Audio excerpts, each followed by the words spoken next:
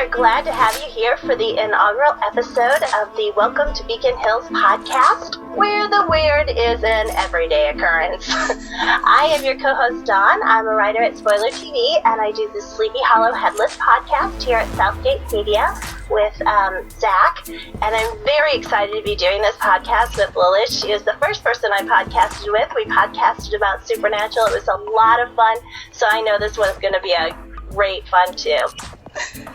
Oh, well, I'm Lilith. I do a podcast about Arrow called Arrowcast. I'm getting ready to do a podcast about Supernatural with Sophia for Southgate Media.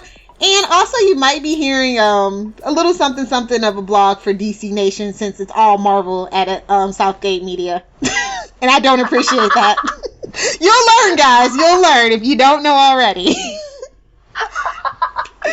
Well, you are the DC guru. So, I was wondering about that. I'm really excited to be talking about Teen Wolf. Like, we were gonna do it for the next season, so I was really glad that Dawn, found the time to be able to do it right now, because this season is popping. It's a lot going down. Oh, it's just been fabulous. It seems like Teen Wolf has gotten better every season, and man, 3B is just amazing. It's shocking me, it's a lot of fun, it's making sense, it's what good TV is all about. I couldn't concur harder. So today we're talking about episode 317, Silverfinger? Exactly, and every time we're going to talk a little bit about the ratings, because that's my specialty. And this episode did phenomenally. We got a 1.0 in demo.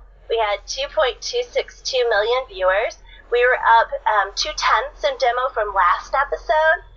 It also tied the season high in demo with the first two episodes of season 3, and it had the third highest ratings after 313 and the the premiere for this one. It also beat the demo and viewers for all episodes in seasons 1 and 2. So this was definitely a highly viewed episode. I'm so excited for that because I thought it was one of the better ones. So we're just getting bigger and better all the time in Teen Wolf. And, we've got season 4 already, and they're talking about making season 5 and mega season also like this one. So all good stuff happening in the Teen Wolf world. Definitely. So we had this episode, when I realized something felt off, not in a bad way, but I couldn't put my finger on it until I looked and saw that we not only had a new director but a new writer too. Mm-hmm. And I liked it, but it was just something a little bit different. Because we have pretty much the same people all the time, and most of the time it's Jeff, if you don't know. Right. and Russell, who directs. So, and Tim is a secondary too. So I was just so I always know when it's somebody new. And I really liked it, and I really liked that they were both women. And because the women characters actually sung, Allison has been kind of sinking down, you know what I mean, the season a little bit. But they gave her a little action to do. And, oh my gosh, Kira was just amazing this episode, so I kind of chalk it up to that. I think that if you didn't like Kira beforehand, it would be very hard not to like her now. You are smitten as a kitten. She totally, when she did her vet quote, I'm like, oh yeah, you're in. You're totally in. She's got the snark down pat. It was awesome. I think she has been a great addition to this season. Oh, Arden Cho has been killing it. I was a little skeptical, didn't know where they were going with it. I didn't really know her from anything else.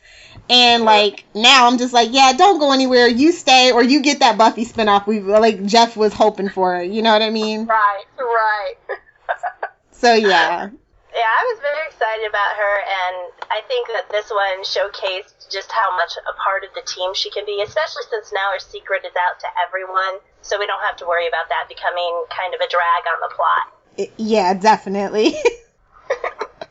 All right, you want to give us a synopsis of the episode? I had a hard time coming up with one, honestly. Just basically, it's I'll just get straight to the point. It's oh dear, not Styles. That's the only thing I could think of. Like, oh dear, not Styles. We learned what the shadow lurker / demon shadow demons were. Derek comes in to save the day. Like, I was not expecting that. The twins are being annoying. I wish they would go away. I don't want them a part of the McCall pack. I actually liked them better in this episode than I have in previous ones. Yeah. Different in that one. It was really two stories, two little main things. It's Scott and, the demons, and then it's Alice and her father and Isaac off to get information. And shout out to I forget his name, but he played Takeda in Revenge, and the guy that plays Silverfinger. I was like, oh, what? Yay! Like, if you don't watch Revenge, then you don't get it. Like, he's this Japanese, master ninja, and I was like, I see you don't deviate from the plan, sir. I was a fan of Katashi too. Yeah, he gets typecast, but he just rocks it differently every time. But I really like the actor that plays him. So I liked how they split it up. It was more coherent than any other times where they split off into groups, I felt like. Mm-hmm. So yeah. Yeah, I would agree with that too. I think it was just very well done, especially for an episode that really its whole purpose was to build the myth arc and get us into where this part of the season is going. It wasn't even a heavy character episode. It wasn't a heavy monster action episode. This was really all about the exposition and getting us to a place where we can get into the myth arc of this 3B. Yes, I'm glad. Because last season it was way too many villains. You know what I mean? Yes. This one is very focused, and the Oni aren't really kind of the bad guys right now. They just start. We actually don't know. We have some guy's word that says they're not, and then we've got the fact that they haven't killed anyone. Well, that's not exactly true. Maybe they have. None of the people we care about, so. Nobody we care about at all. But, yeah, so we do have just Katashi's word that they're a natural force. They're not good. Neutral is what it. We've got lawful neutral for a little D&D. Yes, I'm a geek. I know. Aware. Yeah, so I'm looking forward to seeing if that is really true or not. So that's something that I'm going to speculate on when we get into the theory section. Cool. How about if we start with our favorite things about this episode? Do you want to go first? Okay, I'm going to start with a moment. Just a little moment. And it was Melissa when she went to go check in on Styles after she sedated him. Oh, that was my number 4, too. I love that moment. It's so sweet. You have to think about the evolution of what we've seen. In the season 1, he was very irritated, especially the pilot. He was very irritating to Melissa. Melissa's just yes. Styles is always pulling Scott into some shenanigans, and now it's just through the window. Exactly. I just like that evolution, that little bit of character interaction evolution. It meant a lot. Oh, and it's exactly what a mom would do. And I like the idea that Mama McCall is now mama to everyone. She's the pack mom. She's the den mother. She is. She's the den mother. That is exactly what she is. I mean, because not only, she's got, obviously, Scott, but she's now taken in Isaac, and she's checking in on Styles. If she starts, tending Derek's wounds, she might as well be the official den mother. She's just a great character, and I love that they let her shine in this one. She was exactly what Styles needed, and the fact that she was still checking up on him while he was sleeping was so totally momish, and it just made my heart sing. I love Melissa P. I'm so glad that she's not the Joyce. She knows early on, and they've incorporated teen parent in general. Yes, absolutely, and that is probably the best thing about Teen Wolf for me as an older viewer. I'm obviously not in their demographics, and so just the idea that the parents are an integral part of their kids' lives, that they are supporting them, but also calling them on the stuff that they're doing. Mm-hmm. I mean, they are more like real parents than anything grounded in real-world TV that I've seen. So, it's cool. My number 10 was a writing one, and I love the idea that Coach's birthday prank ended up being something important and not just a toss-up side story. I totally did not expect that to ever come up again. It was just a funny way to bring Coach on, in my opinion. And then these writers came back and they actually tied that in to something that was going on in the regular theme of the story. I was like, this is why I like you guys. You have continuity in places I never expected to have continuity. Yes. So, I mean, I like those little bits that they put in because it makes me feel like they know where they're going, that they have a plan. And if I feel like writers have a plan, then I can trust them with that plan a lot longer than I could, in shows where I'm not sure whether the writers are doing crack or what. So. Yeah, see, like, it makes it feel like it's a cohesive writer's room, you know what I mean? Like, it's an open bullpen where ideas flow freely. And they work with each other. Teen Wolf never feels like, oh, this person wrote this episode, and this person wrote this one, and this person wrote that one, and they've never talked to each other through the entire process. Mm-hmm. So, I mean, there's just so much flow. And even... Okay, I'm going to pull it in, and I'm going to pull in her later again. J.K. Rowling. Oh, she murdered my childhood this week, yes. Yes, I know. I'm sorry, but it's pretty much the biggest compliment I can give for writing when I say that they have a Rowling continuity. In that, she would have things like the Basilisk thing come in 4 books later, when I've basically forgotten about the whole thing, and she ties it in so neatly, and it's like, oh, that was important. That wasn't just something that they're just throwing out there and hoping it sticks to the wall. And I just really want to compliment the writers of this show because they do a phenomenal job with continuity and making it feel like a story and not different episodes, if that makes sense. No, I get you. I totally get you. So that was my number 10. What about you? Let's see. I'll go with a small moment. I like that Kira's not afraid of, like, I had a problem with Scott and Allison, you know what I mean? Because she's a hunter and it's this whole star-crossed lover thing. But with Kira, if they, like, they're actually slowly building this relationship and it's awkward and it's cute and, like, she wanted to see his other self, so to speak. And she wasn't afraid of it. She was very, like, she was very curious and not afraid. You know what I mean? I like that. Yeah. Well, she definitely... It makes me wonder if she knows there's something supernatural about her family. Obviously, there's going to be something supernatural about her family. Her mom pretty much said it during the dinner party. Yeah. Oh, those dinner parties on Teen Wolf. Oh, yes.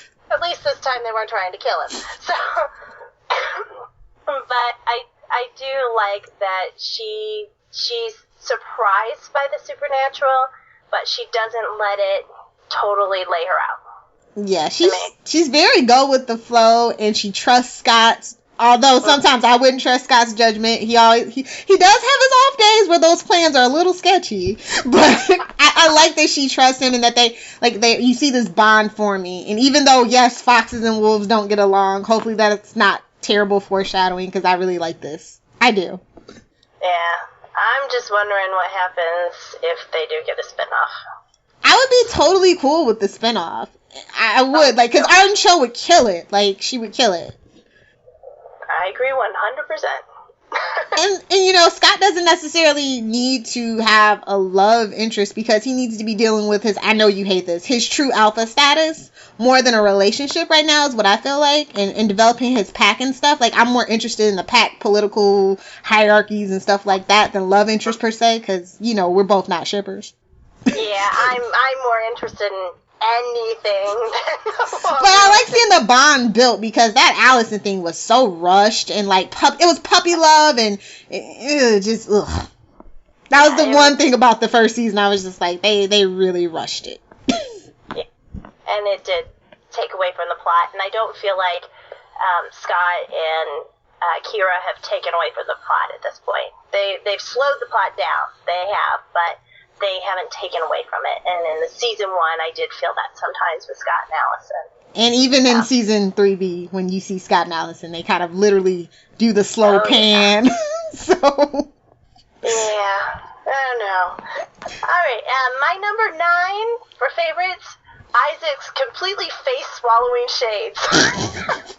Yep. Those were so huge.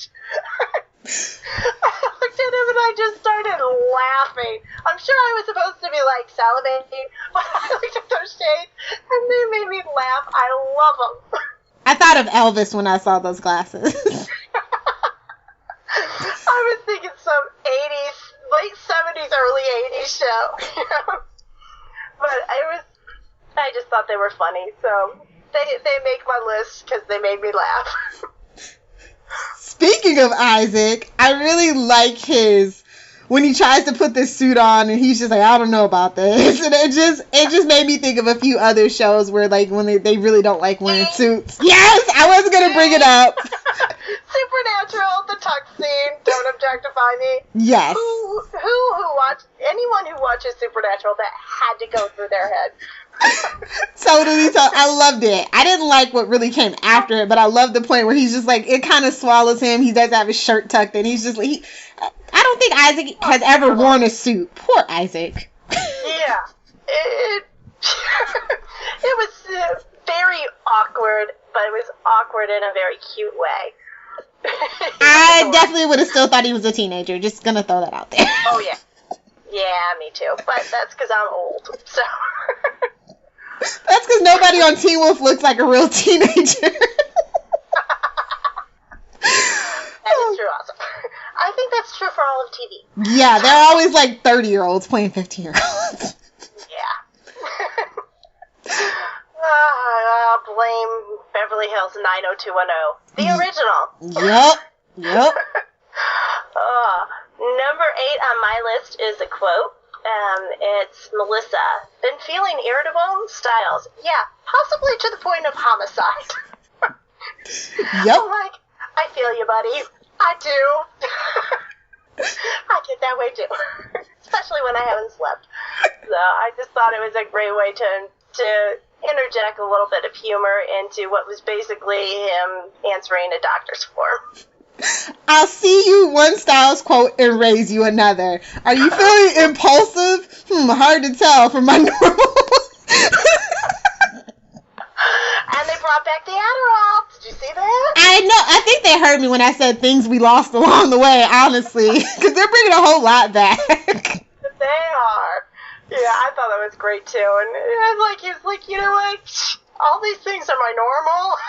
Yeah, as a person that suffers from ADHD, I was thinking that same thing. Like, yeah, sometimes the medicine makes you not sleep and irritable. You want to kill people. It's very true. Very hard to tell if it's a Nemeton or not. Like, maybe I have a Nemeton in my neighborhood. Maybe that's what's wrong with me.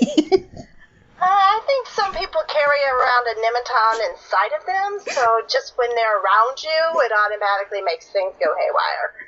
You've never lied about that, Dawn. I know exactly what you mean. Poor Styles. I we'll get there, but yeah, poor Styles. Oh, yeah, I agree. My next one is also a quote, and that is Isaac. I don't want my head blown off by a bunch of Japanese fingerless mobsters. He just has a way of turning the phrase. Daniel Sharman. Gotta love that kid.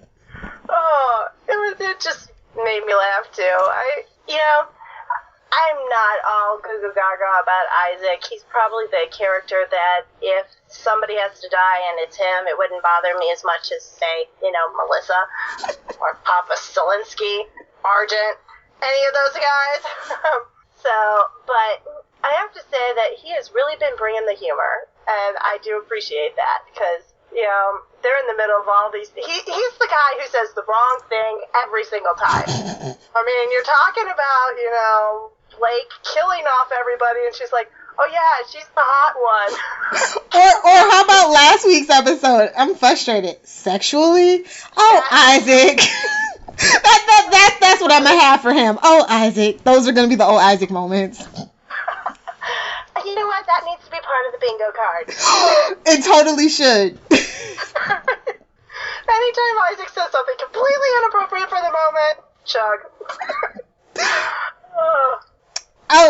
My favorite Isaac quote of the night actually was, they've got a werewolf too. Yeah, I have that one on my list also. That one's getting my, well, who doesn't these days award. Basically. Everybody has a werewolf. And seriously, just the nails. You know, you looked at the guy's nails, you knew he wasn't normal. Oh, it made me think of Callie, and I'm like, just don't pan down to the feet. Don't pan down to the feet. Yep. That's exactly what I was thinking. It's like, no, we just got over the icky hospital bare feet. We don't need this. I think we got a bigger budget so everybody can afford to stay clothed and shoed. That was good, because I was thinking, I could send you some money, Callie. I really can. Yeah, I'm glad that everyone is, properly attired at this point. Number 6 for me. Derek slides into the fight. Talk about making a great entrance. Oh my goodness. I was like, Derek! Wow! I wasn't expecting that. Oh, me either. And then when he was like, yeah... Well, actually, that'll come later, so I won't do that. Oh, actually, that's probably my next one. What's your next one? All right. About the kitsune? Well, that's on my list, too, yeah. Oh, okay. I love that Derek actually knows something now. Like, he's actually a competent wolf. Oh! It's like, wow! Where'd the smarts come from? Yay, Derek! I guess on his road trip, he went to the library, Dawn.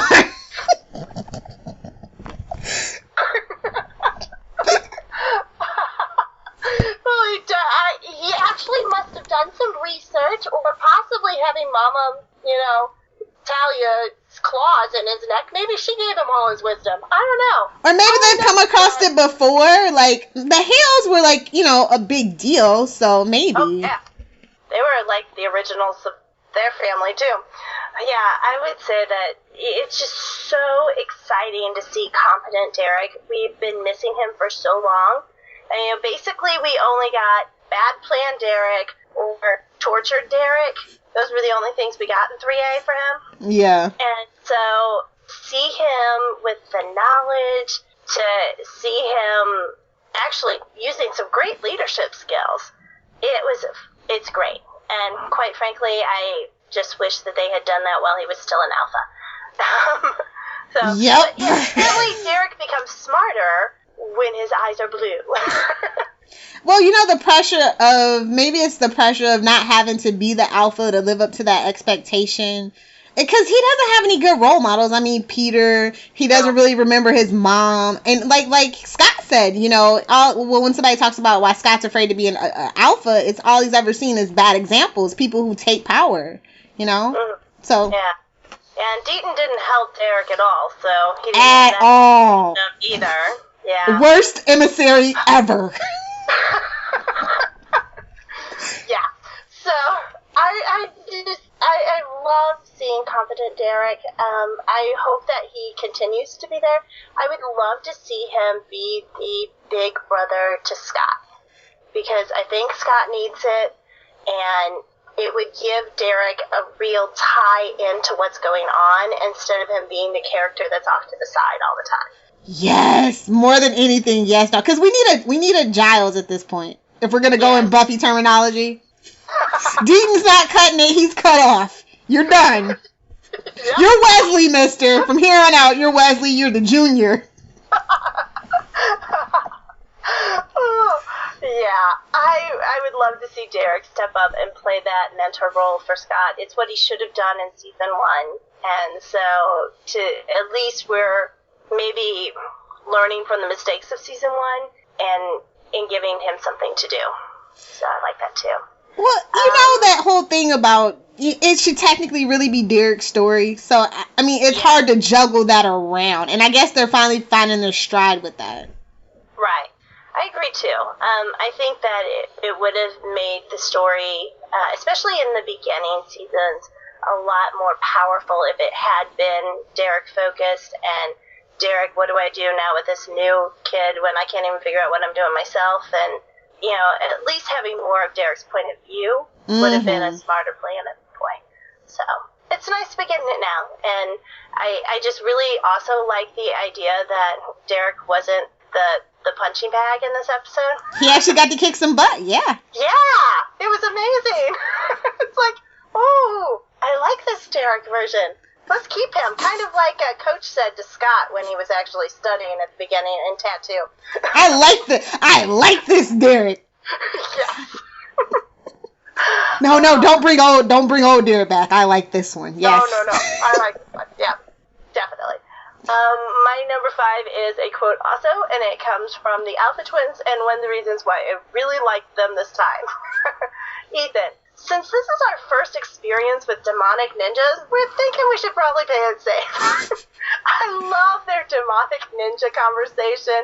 I love how they pretty much just override Scott's objections and be like, hello, we are speaking the words of common sense here. Let's go with this plan. Oh, I love that. I don't care about them trying to be in the pack and, I don't know, Jeff trying to figure out what to do with these two characters that probably don't have any more of a story to them. But I love how they were the voice of common sense here, and they were just like, nope, sorry, this is how we're doing it. You go be the bodyguards. Go for it, buddy. I liked when Kira took the bolt out of their motorcycle. Did that not remind you of Allison in 3A? Yes, that's exactly what I thought. I was like, parallel alert! Yeah, it's like Scott's dating all these, vehicle chicks. Chicks who know all this stuff about, motorcycles. I love it. It's like Scott's dirt bike breaks down. Yeah, it's like, I can fix it. Or we could just get a new one. Yeah, that would work too. But I think he's going to have to get another job in order to do that, since he doesn't actually ever seem to go to his anymore. Well, Deaton probably just gives him a paycheck anyway, because he's so, I don't know, weird with Scott.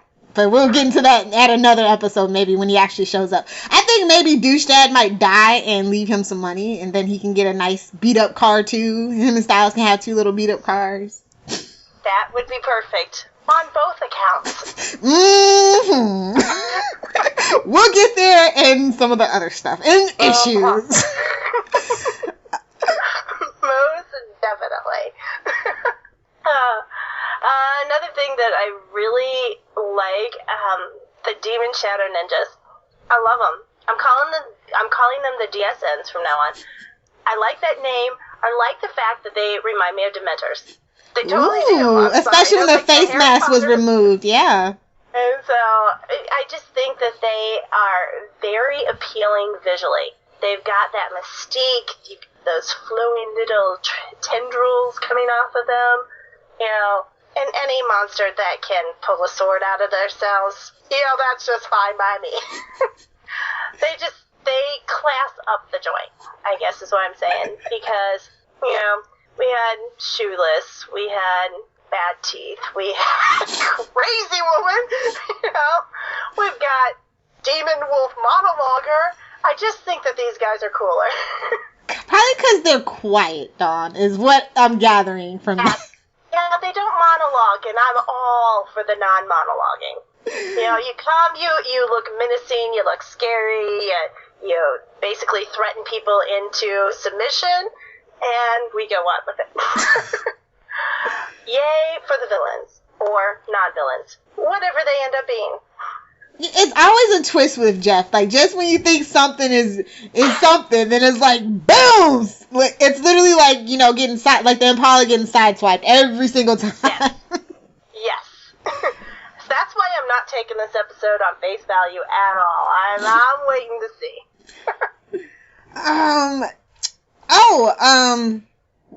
Shoot, what was it? I had it right here. It's, it's Isaac. He's like, I'm gonna need to count this money. And then he pulled out the counter. I thought he was gonna do it by hand. Like, I thought that would have been even more funny. Me too.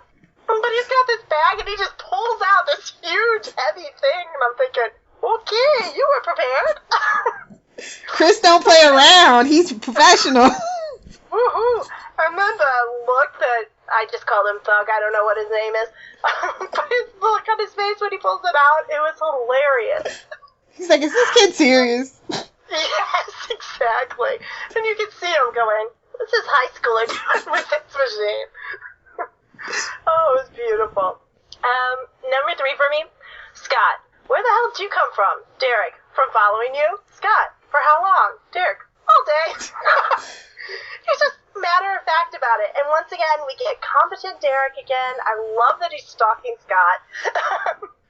Yeah, it was just brilliantly played, and it showed up how much better Derek is at coping with this than the Alpha Twins. Because the Alpha Twins were in his face, Scott's face, which, of course, backfired on them. Derek's gotten some Scott time in. He knows, what's going to fly and what's not. Mm-hmm. And I just thought it was a great way of reading the situation and still doing exactly what he wanted to do. Yeah. It's a good way to put it, actually. The next one, it was...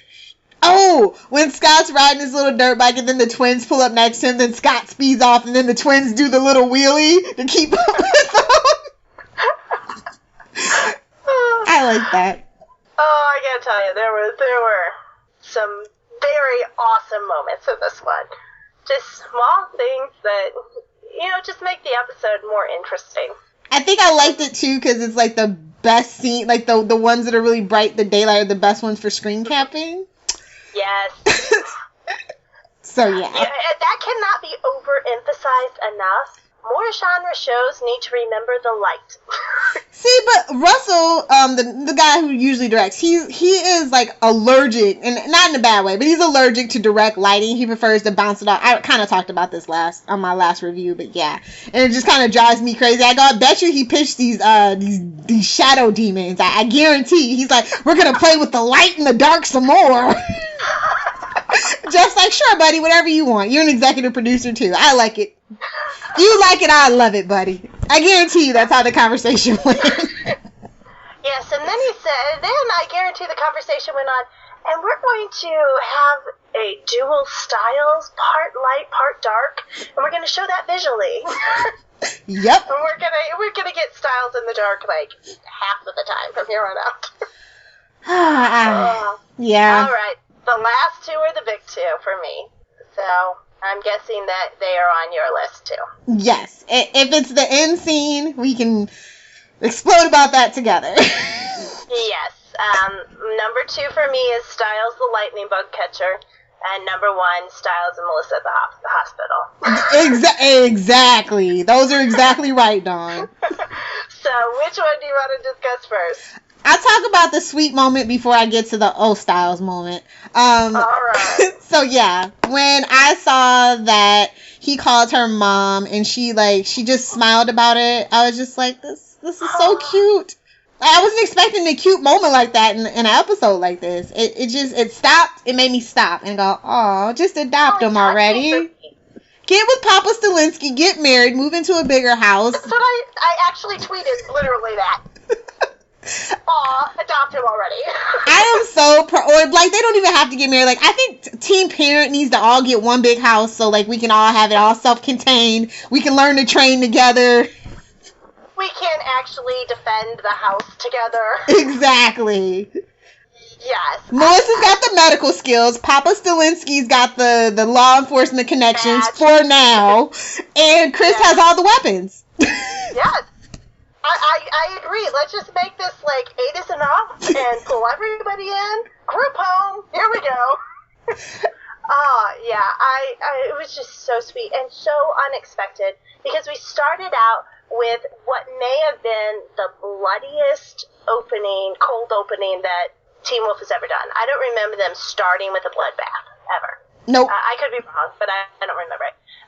And so we pulled into the action right away. Then we went straight into like the myth arc, the exposition, and suddenly we get this out of nowhere, very sweet scene. And I love how Melissa pulls the covers over him and then checks his forehead. And, I mean, everybody has that moment where you just think, oh, that's like my mama. And that was mine for me. Definitely. And so it was definitely the most emotionally poignant moment in a long time. Probably since Motel California for me. Yep. I will concur with that. It hit me hard. And it was so small and simple and well lit.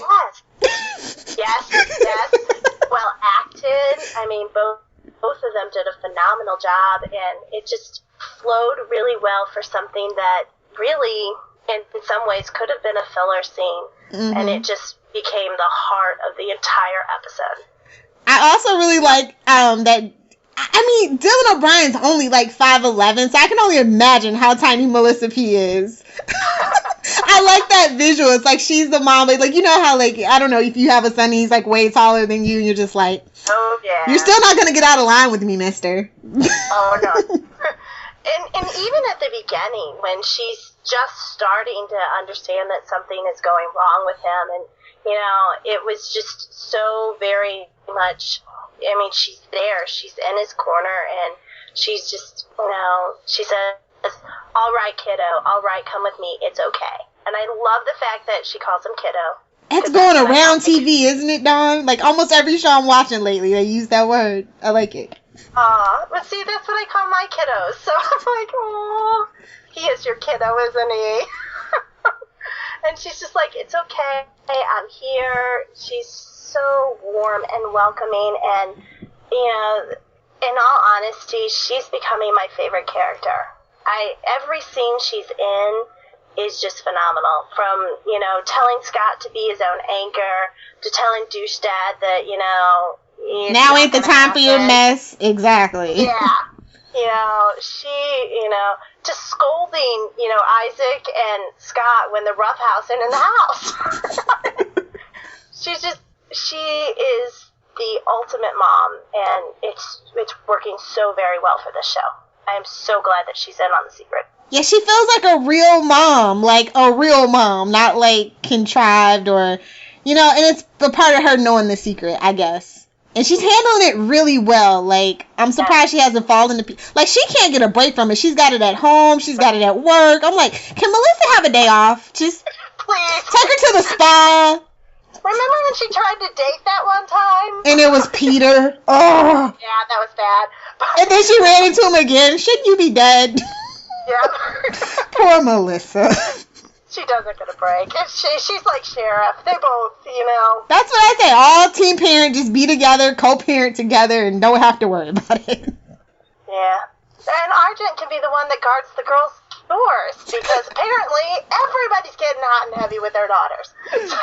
Oh, boy.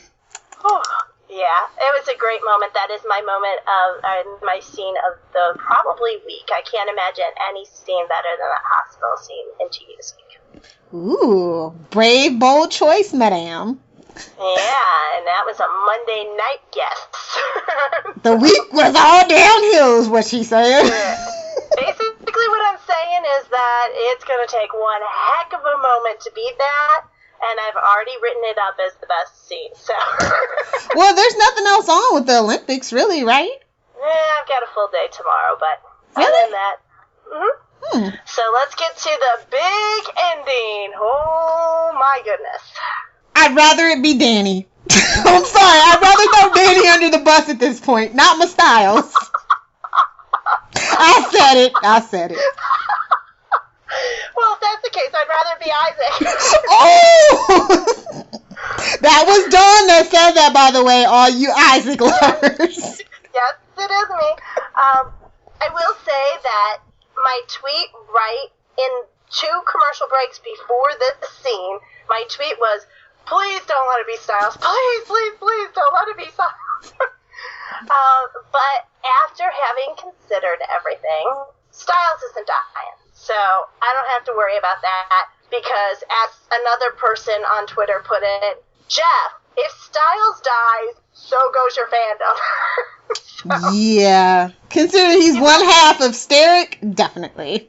Considering he's like the character that most people relate to, which does put this in jeopardy. That's probably the biggest risk of making Styles the lightning bug catcher.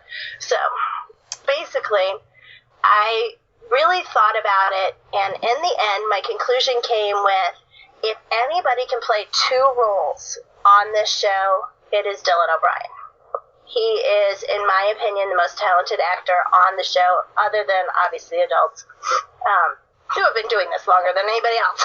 But I am anxious to see how well he plays two different characters, because it really, I really felt the menace coming off of him when he was basically evaporating them, or whatever it was whatever made them disappear.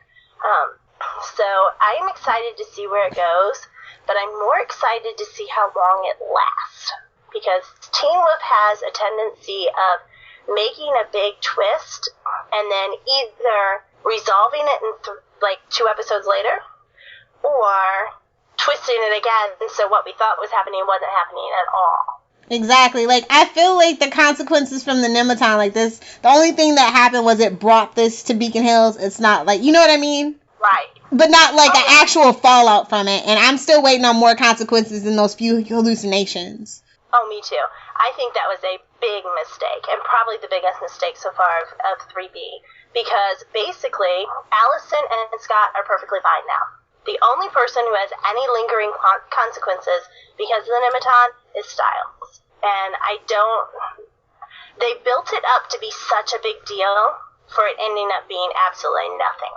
Exactly. And that just, it feels like it should have been a bigger deal. It should have been a focus for this entire season, and not just 1.5 episodes. It was just, I guess it was just to reinvigorate the Nematon to make it more like, Sunnydale. Sunnydale, yeah. I think the whole purpose of the Nematon is to allow them to have different monsters coming. Yeah. Because quite frankly, werewolves were getting boring.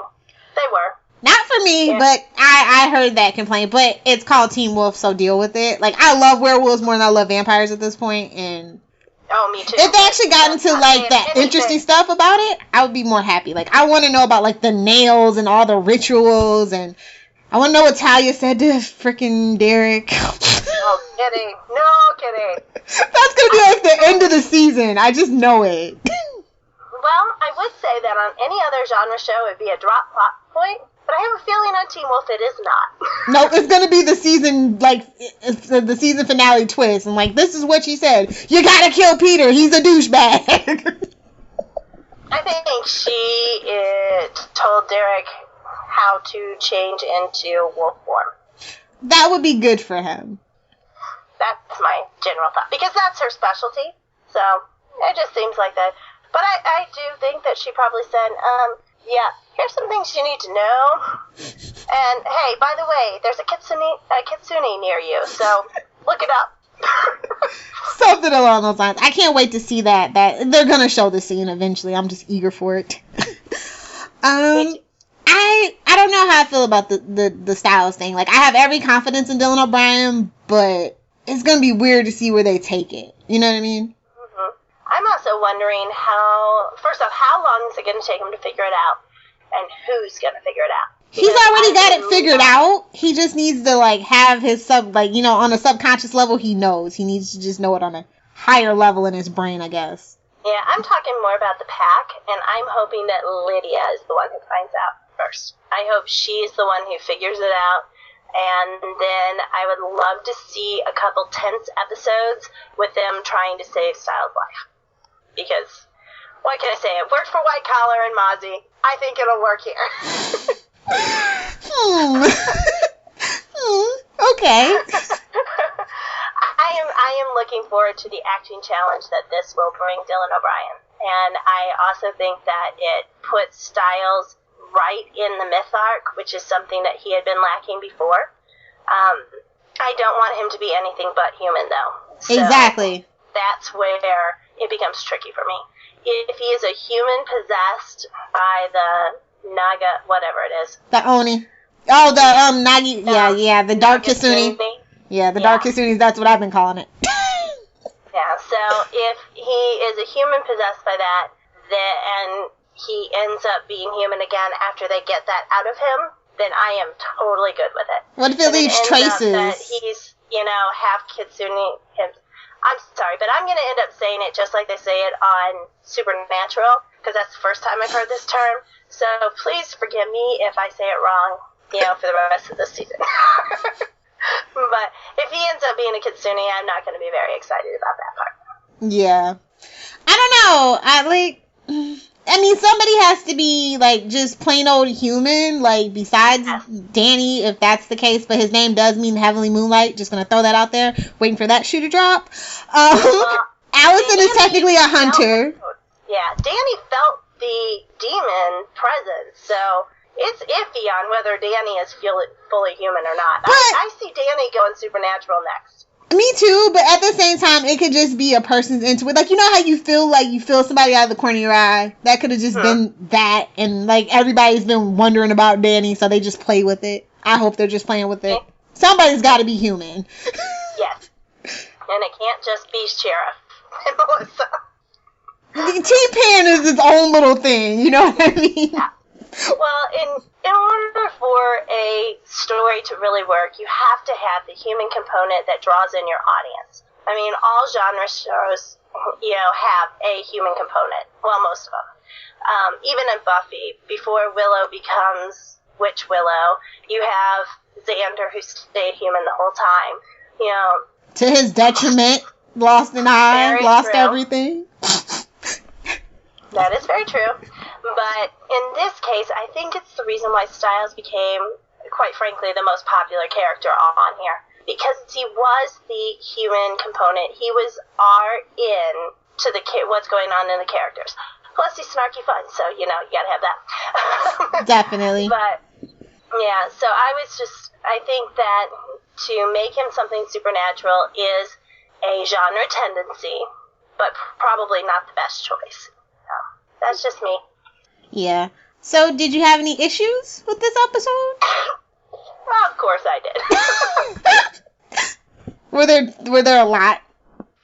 I have a lot of issues, but they were about as minute as they can get. I had less issues with this one than I did before, but I do have 5 issues that I really, really had a problem with.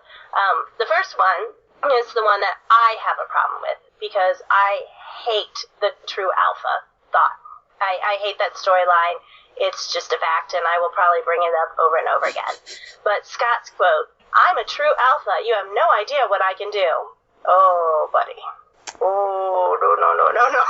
Oh, I like that he was sowing his oats, that he's not afraid of it, that he's trying to own it now. I think he was using it to put the fear of God into the Alpha Twins, and it's not true. That's why I loved it. And I'm like, oh, no. If I hear one more thing about the moral superiority of your superiority of your soul, I'm going to vomit through the screen. It's going to go all over you, buddy. So that is one that I had a problem with, but it's because I have a problem with the Boy King storyline that genre shows do too much.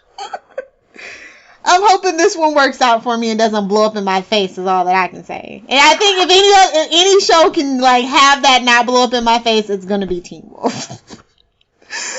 Maybe. What was one of your issues? Not really an issue, more like a question.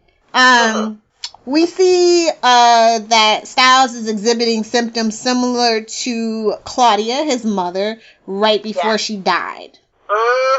Now, because there's tons, I don't know if you know this, but on Tumblr, there's tons of speculation that Claudia was an emissary or something, something not, a little more, less than human. And so, and the Nemeton is, because this timeline in Teen Wolf's a little sketchy. Jeff himself says he's not too sure.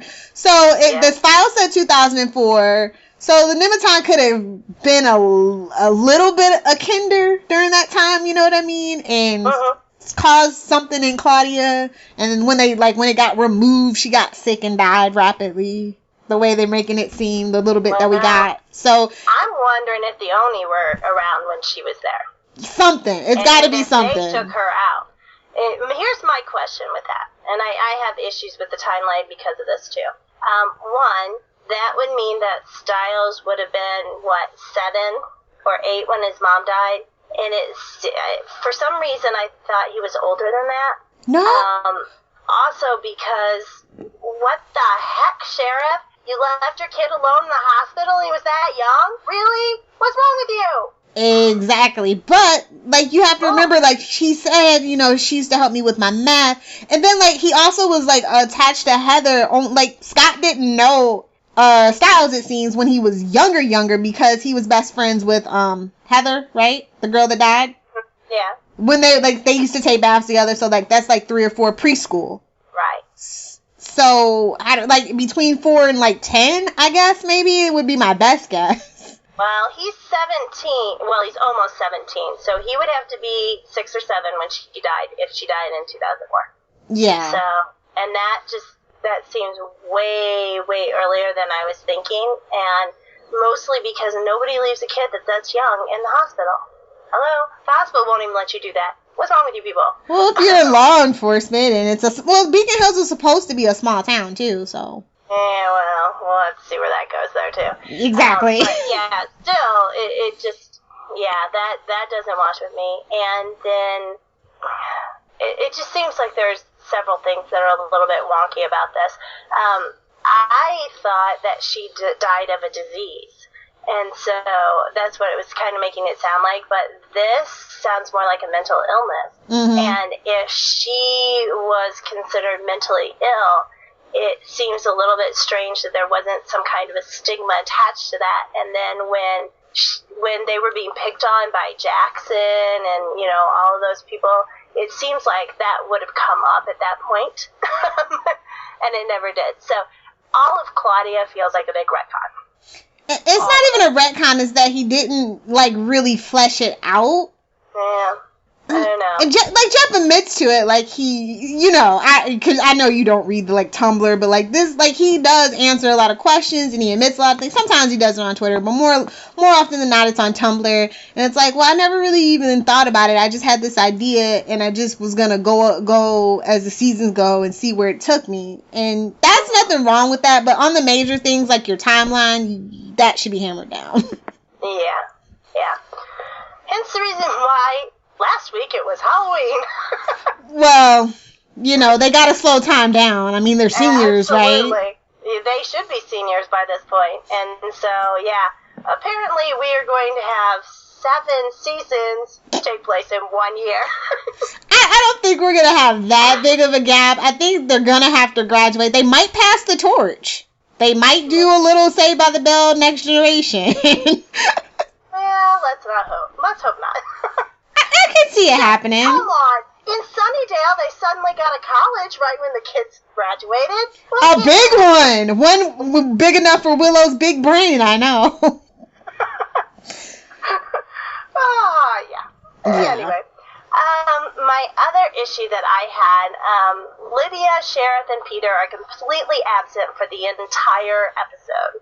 I know that they have issues with having too many characters for the time that they have. I understand that. But Lydia is supposed to be a main character, and they really need to treat her like that. And I just miss Peter Snark. And is she really supposed to be a main character, though? Well, she was from the beginning. Is she now not? Was she from the beginning? She seemed like it to me. I've always had more time. She had more time in the first season than she does now. Time doesn't really necessarily ever really mean anything, especially with the MTV show, but I don't know, like, I've never really gotten I've always thought of Lydia as a side character. I haven't. And so it kind of bothers me when she's not in. Oh, it bothers me when Howland's not in the episode, don't get me wrong. And I feel like she needs a bigger story overall, especially now that she's a banshee. Like, we have no idea what, like, type of banshee. Like, we haven't elaborated on this, and... I don't even know what they do yet. Besides scream. Yeah, I mean, what exactly is the point of a banshee? You know, we need to get some backstory in that. And I know that that's happening in season 4, but she shouldn't be absent. They shouldn't have brought that up then if they weren't going to deal with it right now. Exactly. And quite frankly, she is when they involve her in the supernatural and what they're dealing with, they tend to get better solutions. Mm-hmm. So the idea that they keep sidelining her and not even including her, I mean, these are the people who forgot to tell her that the guy she was dating was a werewolf. An alpha. Come on, people. They need to do a better job of making Lydia a part of the main group, because I'll tell you what, I know people love Isaac, but Lydia has more to offer them than Isaac does. They need to let her use her brain, and they need to get her in, because this is getting a little ridiculous how much of an outsider she is. I mean, does she even have friends? Because these guys keep ditching her, and we never see her with anyone else. She was supposed to be the most popular girl in school. What happened to that? Yeah, well, she went crazy, so there went that. That doesn't necessarily rule you out in some high schools, all I'm going to say. Yeah, I think it's most Midwest kind of vibe, because I'm getting the Midwest vibe, even though it takes place in California. I get the Midwest vibe from Beacon Hills.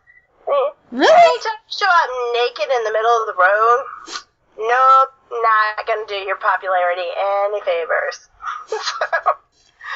And once you've drugged all the kids so that they see their worst nightmare, yeah. Very true, very true. But, people have a short memory in Beacon Hills, so... People have short lives. That too. I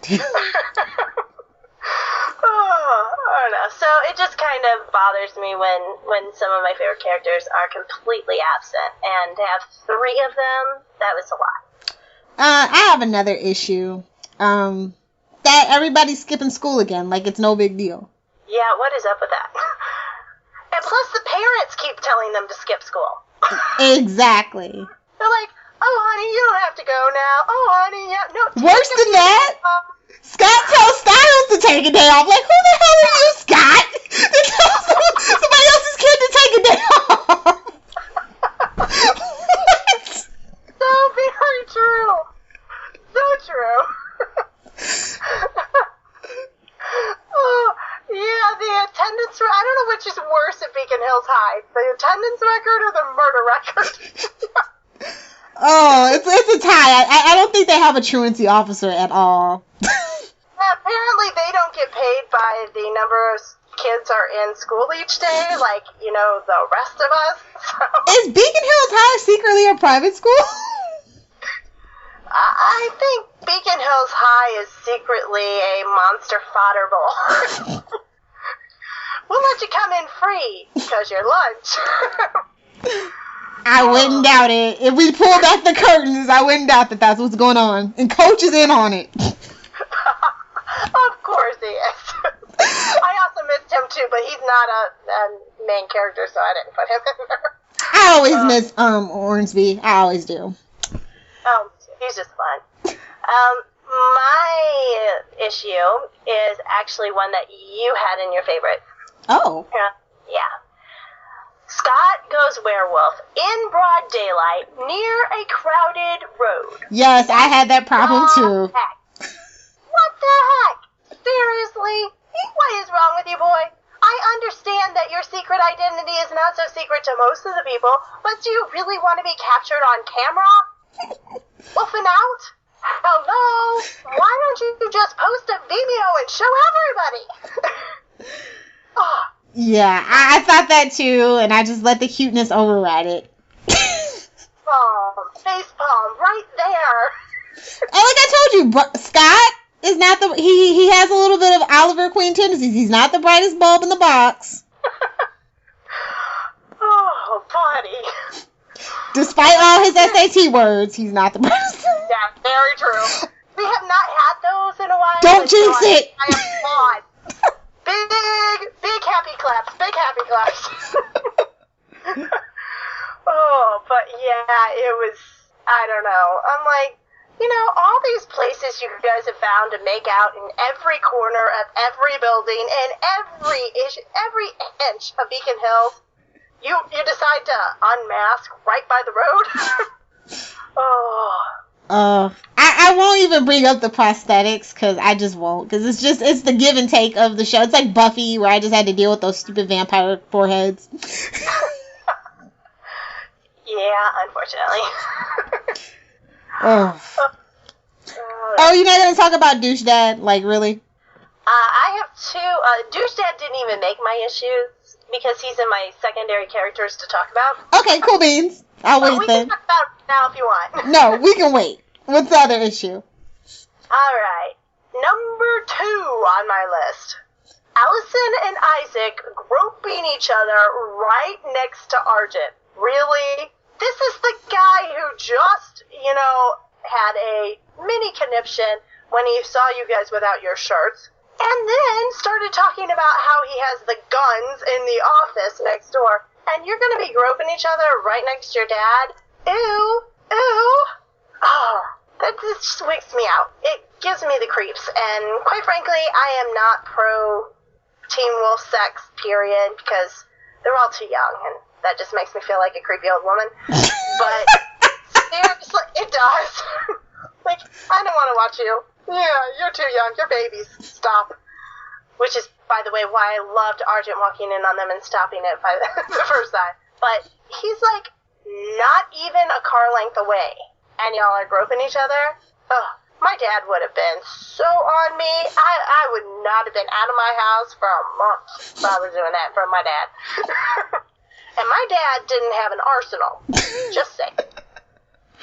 But the number one thing that bugged me about this episode was Allison chain whips the gun away. Really? Really? This is like catching arrows bad. Ooh, ouch! It is. First off, it is a loaded gun that you have now just bounced 8 times across the room. Really? Was this really the good plan? Because you could have shot each other. It was a cool visual, Dawn. Don't think about it. I don't care if it was a cool visual. It was a great way to get somebody killed. Oh, not good. Not good. Let's not do that ever again, please. Not to mention the chain whip looked really, really cheesy. Just saying. So, those were my issues, but for the most part, love this episode. Alright, over to secondary characters. Alright. Not really much to talk about. No, because most of the secondary characters weren't in it. So we can talk about, actually, we should probably back up and talk about main characters. Sounds good. Yeah. Wanna get Scott first, since he is the main character?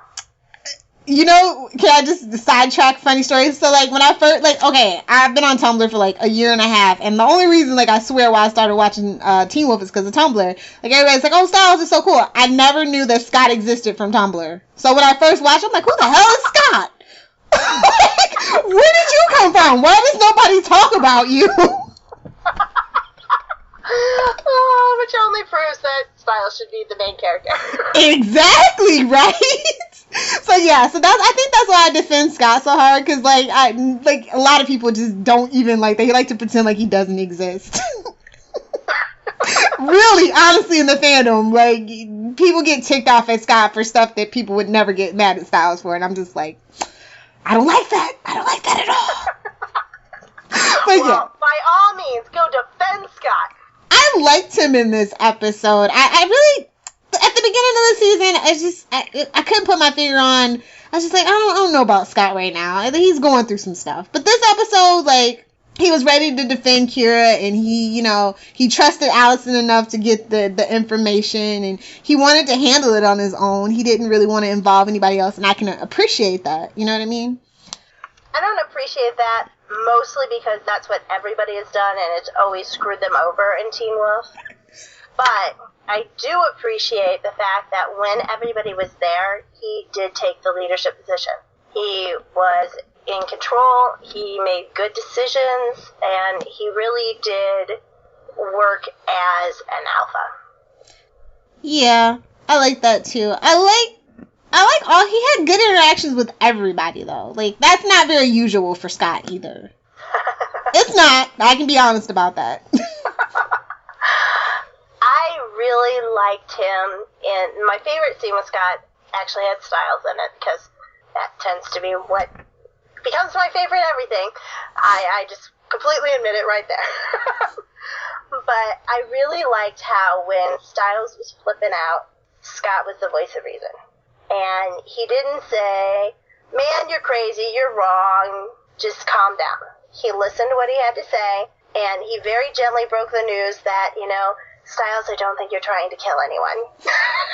We should have known right there, because Scott's always wrong. We should have just known right there. Well, we don't actually know yet, but we suspect very much that Styles is having some issues right now that he did not have in previous seasons. But I just like how he was there for his friend. I like how he made sure that he was talking to Styles about everything that was happening. He's not keeping secrets. He's not lone wolfing it, which happens an awful lot in Boy King stories. So that is phenomenal. That is definitely a plus star, give yourself a pat on the back kind of thing.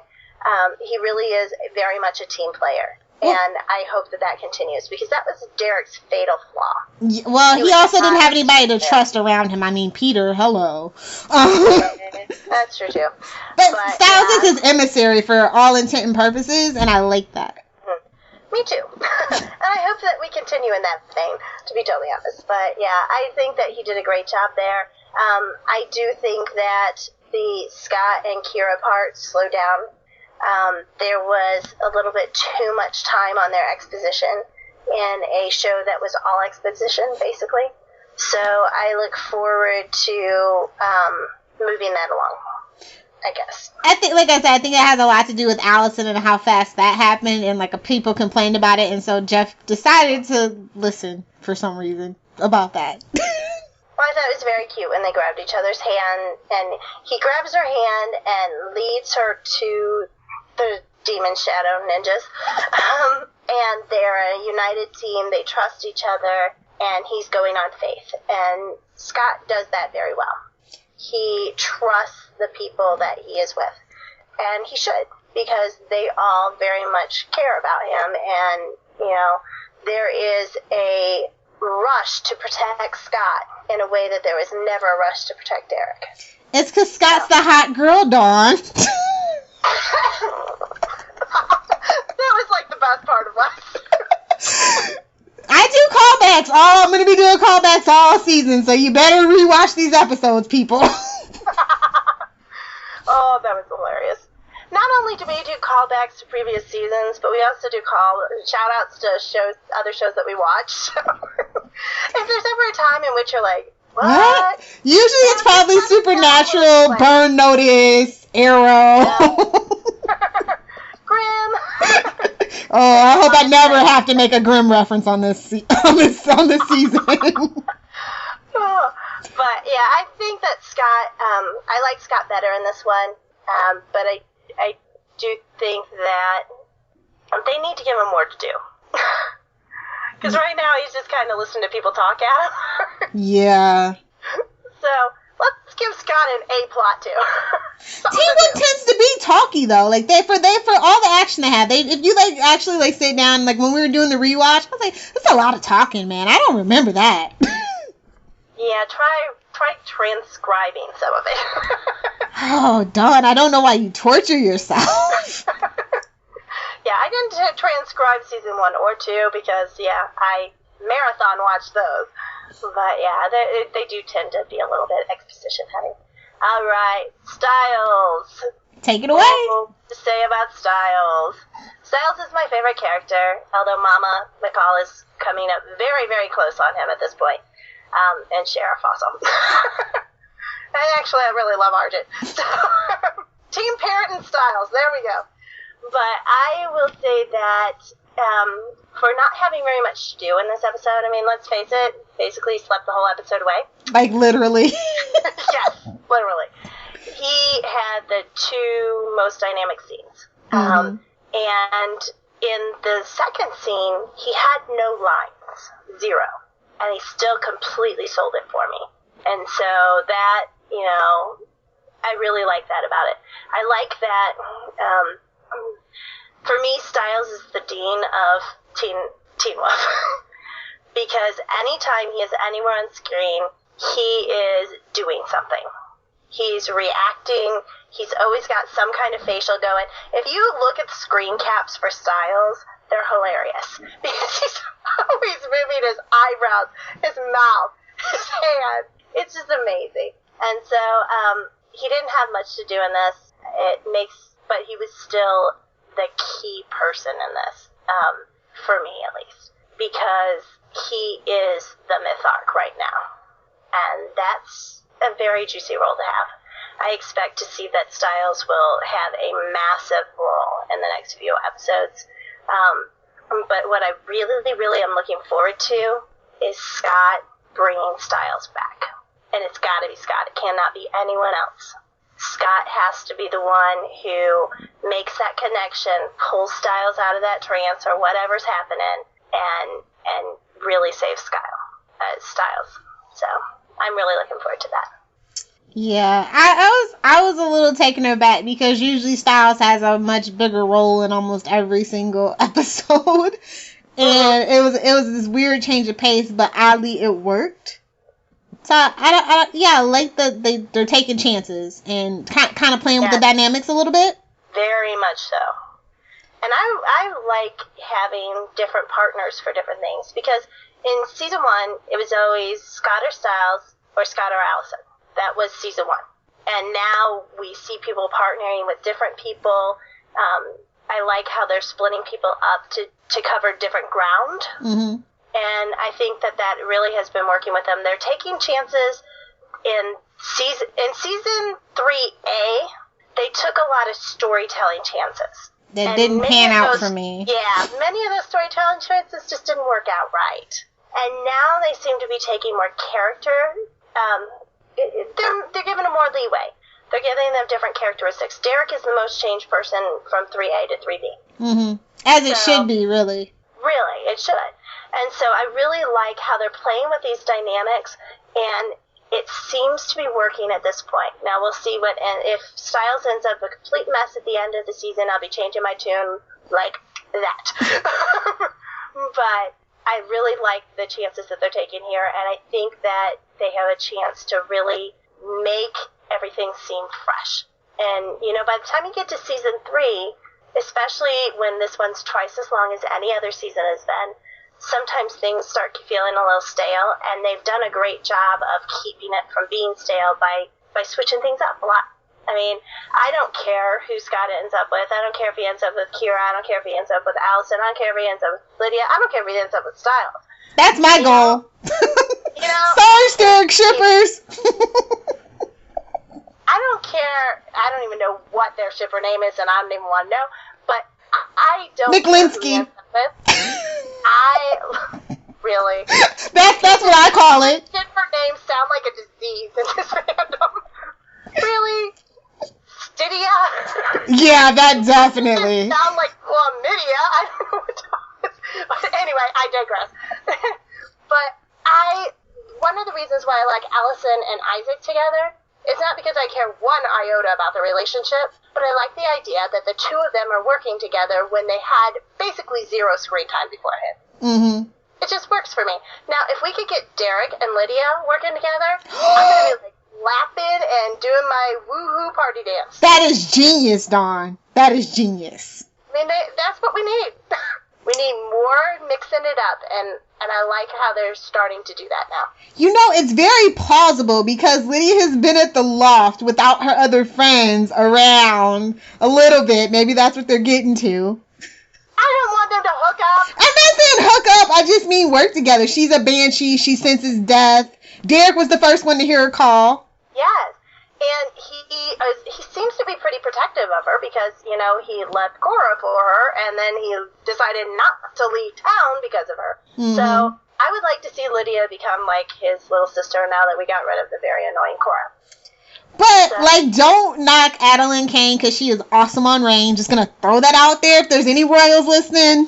Hey, let me just tell you that I knock characters, I never knock actors. Okay. Because some people get typecast and, it's like, I don't want to watch that.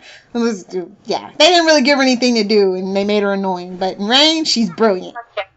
It's that simple. Cora was a sucky character. I'm glad she's gone. I hope she never comes back. Yes, I agree. I really hope that Reign takes off so that she never can come back. So that's just saying. I'm actually really fine that Derek hasn't mentioned her once yet. Nobody's asked where she is. which you would think would be a point of conversation. Just wait for Styles and Derek to have a meeting. He's gonna ask. Okay, well, I don't know. All I know is that I think that Lydia can be the brains, Derek can be the brawn. They can get a lot done. I'm pro those two working together. Me too. I like that idea a lot. I think I might even write a little Derek and Lydia detective agency fanfic before I go to bed. Woo-hoo! Okay. On to Allison, which is basically a no comment for me. Like, she didn't do much, and she irritated the heck out of me. I'm gonna say that Allison tends to either be the character I like the most or the character I like the least in an episode. And it tends to change depending on what the episode needs her to be. And this, I also think that she was basically wallpaper. Besides groping her boyfriend next to her dad, and chain whipping the gun, not brilliant. She just really didn't do anything, and they really do need to give her a part 2. I was most excited for her losing her mind. Like, okay, like, all full disclosure, I think the only reason why I'm even partial to Allison is because she's an archer. It's a little bit of me in there, and I'm just like, yes, I love it! And then, when she doesn't have it, I'm just like, okay. Can she please have something to do? Can she please have something smart to say? I think the last best scene she had was when she saw her ghost mom. Like, that was how many episodes ago? A lot. No, take it back. When she hallucinated Kate. Like, okay. Yeah, I thought she was good in there, too. Yeah. Yeah, first off, I miss Kate, which I never thought I would ever say. I know. First season. What's that? What's up with that? But yeah, I miss her, and I really do think that they had the potential to do an Allison becoming the matriarch of the Argent clan, but the Argent clan has seemed to disappear. I don't know where the rest of those people went. They didn't all die. Well, they were also henchmen. I mean, for lack of a better term, they weren't actually like family. Right. But, you know, they have a history of matriarchy and, you know, the henchmen and the family together. And I think they've missed their opportunity to make Allison more than a stock character. And that leads us to Derek of the fabulous home slide right into the fight.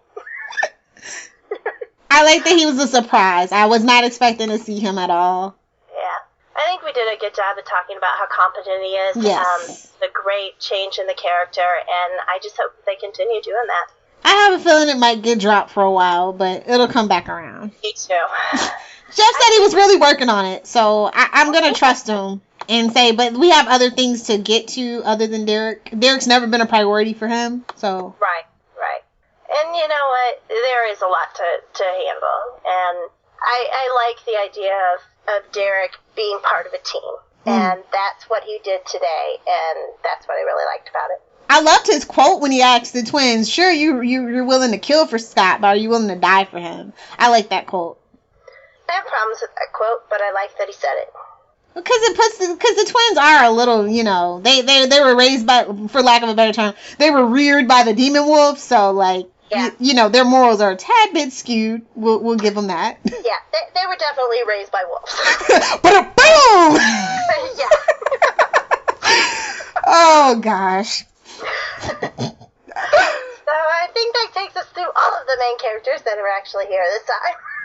Yep, definitely. All and right. the secondary characters, second line, if we want to use lacrosse terms. Oh, you like that? Yeah. Ooh, I like that. Very fun. We've kind of talked about Teen Parent. Yeah. I think we've said that Melissa's awesome. That can't be repeated enough, though, honestly. That is true. She's awesome. She is definitely the star for this episode for me, and I just really... Go, Melissa. More screen time. And, honey, if you want to adopt Lydia also, please do. Please. Well, we just learned that Lydia's mom's an actual person and not a figment of her imagination, Dawn. I know. I was excited to see that. And then she became a substitute teacher, which means she's going to die. But, you know, that's okay. Hey, fun fact, that's Lyndon Ashby, a.k.a. Papa Stilinski's wife, for anybody that doesn't know that. Yes, which is awesome. So, yeah, I'm expecting that Styles' dad and Lydia's mom are going to hook up at some point. I hope not. That's gonna be awkward. Yeah, I hope not either, because, you know, she works at Beacon Hills, and that's always a bad sign. He's already had enough heartache in his life. True that. Yeah. I love that Chris wasn't. I was worried about the life of Chris, like, so bad. So when it opened with him, I'm like, oh, thank goodness they didn't leave me hanging. I knew he wasn't dying yet because, you know, this is not a high point episode, but I love the backstory. I like the actor that played young Chris Argent. I agree. He had good facial skills. You know, he could act without overreacting. So I did like him. But I like that we're getting to know more and more about Argent as we go, because he is arguably the most fascinating character. I mean, he's basically had a life unlike anybody else on the show, and so I really would like to know more about him. And so the fact that he is significantly tied to the quote-unquote villain or whatever means that he has a better chance of being actually in the story. But number one thing that I liked about Argent in this one, he wasn't keeping secrets. Oh, thank goodness. I mean, everybody should have secret diarrhea. They're dying from secret constipation at this point. Yes. I mean, just the idea that he shared, and as far as we know, didn't leave anything out, and that his information was important, and that he let Allison and Isaac be part of the plan to get more information, that is about as big of a character growth as Derek at this point. Can I just throw it out that I don't think he's Gerard's son? Like, there's no way. You know what? I would I think he would like it better if he was not Gerard's son. Something ain't adding up on that front. Just gonna throw that out there as a theory. Great. So he's basically, what, Alex Argent's son? Oh, yeah, no, that wouldn't work. All right. But, yeah, I just like this change in him, too. I would love for him to be training all of them in the skills that he has. And to be totally honest, he could very well be the Dumbledore, Gandalf, wise person in their life. He could be the emissary. Ooh, I like that. And, you know, he's got a lot to offer. And surprisingly, on a teen-focused show, the teens are open for him to teach them and to share that knowledge, which is one of the things I loved about the show. And so I hope that they continue to do that. I would also like to see some scenes with just Argent and Allison together. More, yeah, we haven't seen that in a while. Yeah, training or whatever. Because I think they've got a great dynamic. I tend to like Allison best when she is with her dad and not arguing, and when she's a warrior. And she's a warrior mostly with her dad, so I would love to see that. Yep. The Alpha Twins. I liked them, but I liked them because they have a great way of shining light into what needs to be done, and they can turn a phrase like no one else. I mean, seriously, one of my favorite ones that didn't get in there was Derek. Scott, you're going to have to do something. Scott, don't do anything. Aiden, is he serious? Because that's what I was saying, too. I just think that, you know, let's be honest. The only reason the Alpha Twins are on this show is because they look hot without their shirt on. Fired! Man down! Well, it is true. It is very true. That is their whole purpose.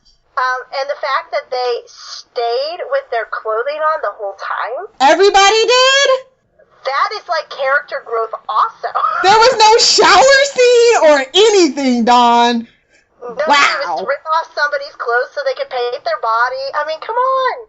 It was awesome. The closest we got was Isaac getting dressed. And we didn't see anything until he had those clothes on. So, it was a nice improvement. Another nice improvement is that they didn't overuse music. And, like, I love the show's composer. I really do. And so when they let that be the focus of the sounds in the episode, I feel like the episode flows better than just sticking in random songs that nobody in our age bracket cares about. The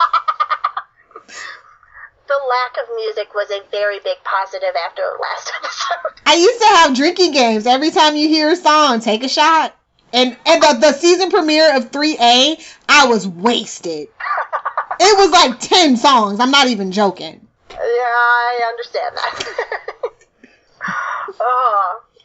Mine was more when they gave me a vocabulary lesson. Oh, God, yes. Also. All right, we've avoided him for so long. Douche dad. Oh, why was he even in this episode? Like, that could have waited. Why did he have to get still? He kind of, like, I don't like douche dad at all. And I don't like the way Scott is around him. Like, yeah, we don't really know the history there, but still at the same time, like, don't talk to your dad like that, dude. Like, it's just something in me that's just like, dude, no, don't do that, please. Yeah, that's the teacher in me, too. That's just my grandma's from the South, and it's like manners. Yeah.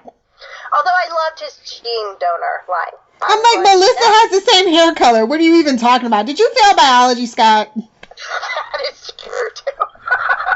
And that's probably the comment I saw most on Twitter. I think that he is on the show to create mystery about this big thing that both Sheriff and Styles know, maybe, that he's trying to bury. But I don't care about this character, so I don't care about his mystery. Well, he also has something to tell Scott. Like, what is it? He's not his real dad, or what? No, that's not going to be it. In no way is that going to be it. Because then everybody would be cheering, and he'd no longer be douche dad. He'd just be douche fed. So, it has to... And also, I can't imagine a scenario when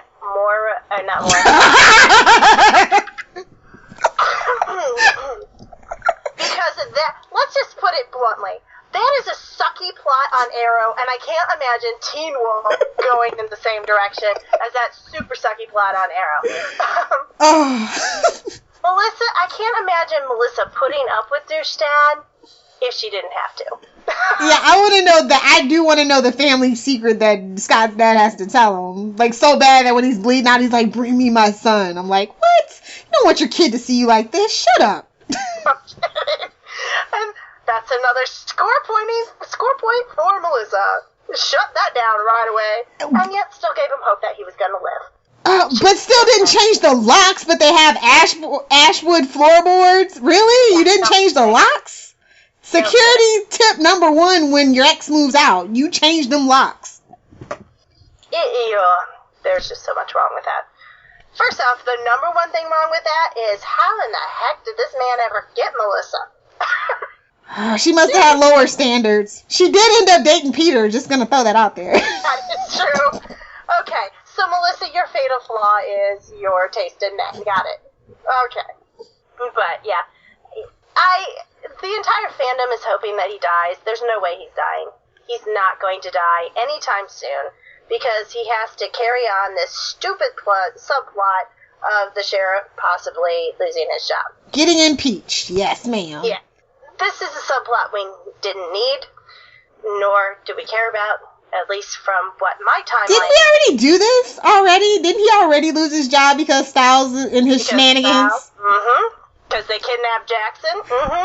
So, yeah, really, we've been there, done that. I don't really understand. Yeah, except back then it made sense, because the people who, gave him a leave of absence were the people who actually had power to do it. The feds have no power, zero power. I know. So what the heck are we doing with this? They don't have the power to impeach anyone. They're not taxpayers in that county. Why are they even digging into him? Like, I mean, goodness. I think the big thing is who was he on the phone with? And I'm going to just say it right here. I think it's Gerard. It all leads back to Gerard. I do. Because not only was season 1 all about how douchey Gerard was, but then in season 2, he comes back and screws everybody again. And then in season 3, he's a lying, goo-dropping, evil dictator person. He wants his power back, and I think he's using Douche Dad to get it. So, does Douche Dad know about the supernatural, or is he just a clueless pawn? I think he's a clueless pawn. But he certainly didn't react the way that most people would when somebody suddenly materialized in front of them. True, very true. You know, it's a gray area right now. Like, really, like, the whole, like, I didn't like the whole picture on the laptop to get him to the house thing. I'm like, no kidding. Who are you even doing that for? Like, really? Not to mention, his laptop is on the entire night because when he opened it, it was just automatically on. So, like, either he's killing the electricity bill or he has, like, a supernatural computer. You know, the one that gets Wi-Fi everywhere? Oh, he's borrowed some from Sam Winchester, has he? Yes, he has. I believe it. If he has the goth girl stickers on his laptop, I think he stole it. Took a little trip to the bunker, did he? Yeah. That's little continuity things, but yeah, it was just like it was too much for me. And he's like, I don't need a warrant, I'm your dad. I was like, actually, you don't need a warrant, period. Like, would you really turn your son in? Like, come on. Right, yeah, exactly. And I think that we're supposed to be more invested in the mystery of him than we are, because basically the reaction is just like, get this douche out of here, kill him. So, and how tall is that man? Oh my gosh, like, did he have to duck to get through the door? Like, little poor Melissa, like, what in the world? That was a heck of a visual when I was screen capping. I'm like, wow, that is a difference. Oh, it's something interesting, that's for sure. Alright, so we didn't really have a villain. No, except for Styles. And is he really the villain? I'm not comfortable calling him villain yet. Me neither. The Oni are just kind of this thought right now that are a force of nature. A disaster. Yeah, well, a Beacon Hills version of a natural disaster. Yeah. A walking, talking, lightning bug-powered natural disaster. What is Jeff Davis's fetish with fireflies? Seriously. I have no idea. But I swear, if he, like, decides that, panda bears are evil, maybe throw in some walking demon dolphins or something. I don't know what's up with us, but lightning bugs and butterflies are just not supposed to be terrifying. Well, butterflies are Death Eaters. They are scavengers. They like to eat dead things. Not as pretty as you thought. I don't care. They are not supposed to be the hallmark of evil. I don't like butterflies, so maybe Jeff has a thing that I have. Okay, that'll work. Let's just put it this way. If the ladybugs suddenly swarm and eat somebody's face off, I'm not going to be surprised. All things that are supposed to be good and right with the world are just evil in Beacon Hills. Yes. Yeah, and they already have enough regular evil in Beacon Hills. They really do. So our villain of the week is Firefly. The dreaded Firefly comes back again. Like, he won't answer it. It's just like, are you serious? I don't know. I just don't get it. I don't know either. They're beacons of they're the messenger, the harbingers of evil. Yes, that is exactly right. I don't get it. I like lightning bugs. I like fireflies. They're just like the innocent childhood memory suddenly turns into demon shadow ninja. I just find it, like, because they did say their eyes glowed like fireflies, and I'm like, again with the fireflies? And then he pulls it out, and I'm like, I don't get it. Like, I've been looking into this thing, like, ominous signs and, like, mythology. I can't find it. That's just Jeff's weird mind. Somehow, nobody else thought of fireflies as, the portent of evil. Maybe he's a Joss Whedon fan and he's annoyed that Firefly was a ship full of Han Solos, like I was. Maybe that's what this is. Maybe he thinks Firefly is overrated. This is a protest. Like I do. You can't have a ship full of Han Solos if there's no point in being Han Solo. I will give you that, ma'am. Yeah. All right. Well, basically, this episode's season progression was every single thing that happened in this episode. Surprisingly, because usually that doesn't happen in Teen Wolf. Exactly. We get an info dump, and then... Right. And this was exposition heavy, and basically, I really do think this is the bridge into the myth arc, and that was the whole purpose for this episode. Yeah, absolutely. I'm glad. Like, I don't mind it as long as there's a purpose to it. And like I said, I didn't notice that it was exposition that much. Like, usually when it's a lot of exposition, I'm just like, eh. But this was entertaining exposition, which is rarely done. Yes. Yeah, I have less problems with this because it was just well done and the story moved along, which is something that exposition-heavy ones don't tend to do. And the fact that they ended up making it so that it did that, it really works for me. I thought that this episode was good. I gave it a B+ as a grade. Ooh. I gave it a B, a flat B. I need some action. It would be nice if it had some action, yes, but I thought that for what it was trying to do, it did its purpose very well. I was easily entertained in it. It wasn't until the rewatch that I noticed exactly how much exposition it was. I thought they did a great job with character interactions. They hit both the heart and the suspense. Need a little bit more on the laughter next time, but other than that, I thought it was a great episode, and it was a tremendous leap forward to last episode, which I didn't really care for. It literally just felt like, oh, hey, we're just going to have a party, and these guys are going to pop out. That end of story. End of plot. And then Derek's going to call the party off.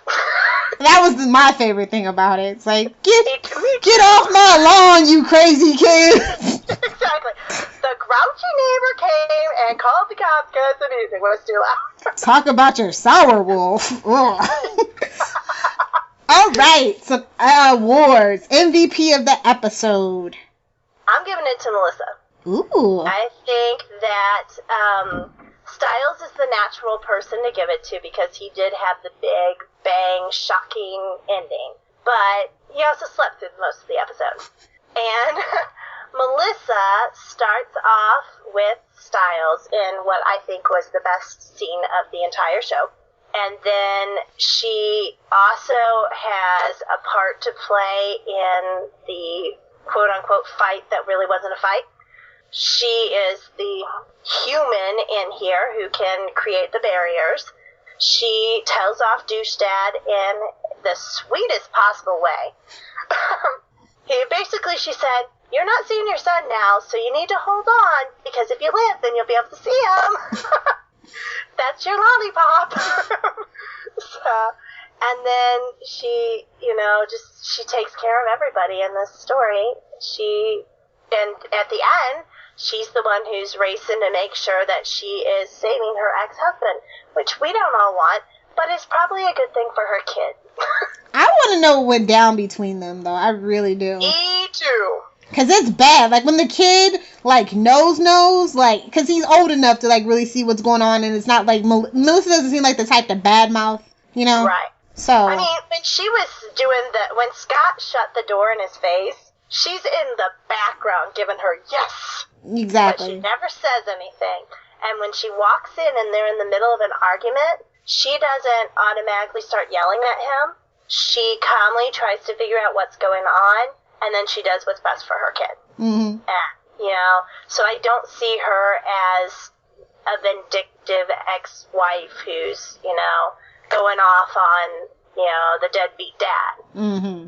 So I think that of everybody, she gets my MVP this time. What about you? I'm going with Chris Argent. I like I said, I like the flashback. I like the character, the actor choice that they gave for young Argent. I like that we get the reminder that Gerard's douchey. I like that he's giving answers. I like that he's incorporating Allison and Isaac to get life experience out in the real world for fights and stuff. And he does need to open his eyes to what Allison and Isaac are kind of doing a little bit better. But other than that, I just thought that it was a really big leap forward for his character. I love the actor J.R. Bourne, and I love the character. So this is like the first breakout episode really for him. It did seem to be more centric for him, and I really did like that too. And they split the two plots pretty evenly. Right.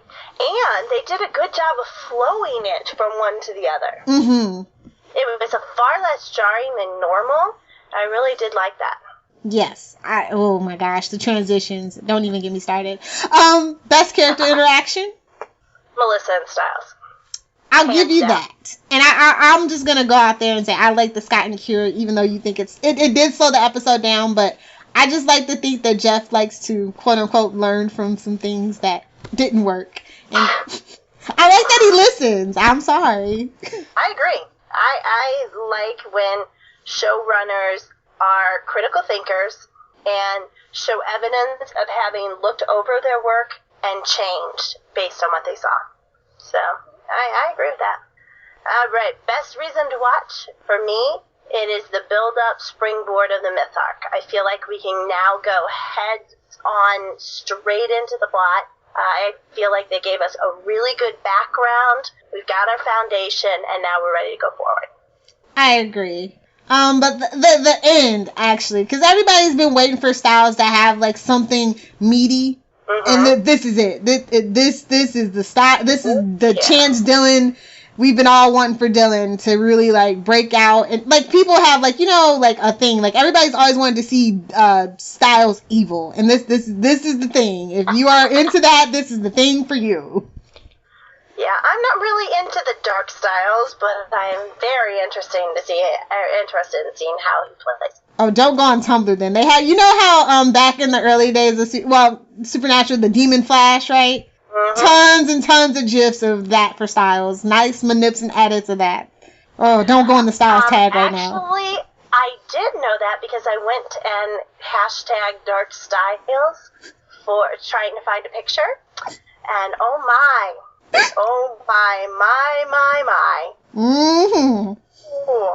First off, fan art should probably not be pornography. Oh, yeah, you gotta scroll to the bottom for the click. Or you can, you put the in, not safe for work, you click that, the filter for it. That's what I do. Okay. Yeah, you should've just sent me in for you. Are you traumatized? I am a little traumatized. I was like, yeah, little tip where you do the filter next time, the not safe for work filter. Okay, I will keep that in mind. Or better yet, I'll just stay off Tumblr. That's my favorite choice. You can just ask me to find something for you, and I'll do it. Okay, I will do that because yes, that was like not enough brain bleach in the world for you. Foray into Tumblr. Do you have any miscellaneous things to get into? I have one miscellaneous award that I want to give here because it's something that I knew we would never talk about. Okay. And it's I have no idea, but it made me laugh award.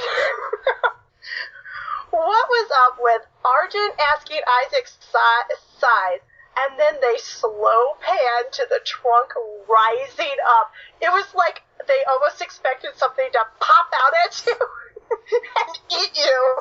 It was like, oh, the scary suburban, trunk lift. I thought they'd been watching Supernatural and that it was gonna like end up like Baby's trunk. Like that's what I was hoping for. Like, is this a Supernatural shout out finally? Oh no. I'm like, what's up with this? I totally do not get it at all. But every time I see that in the recap, I am laughing hysterically. It was so melodramatic. I expected to have, the wailing oboe and the drum beats in the background. Oh, I don't know. Way to create everyday drama, Teen Wolf. You go.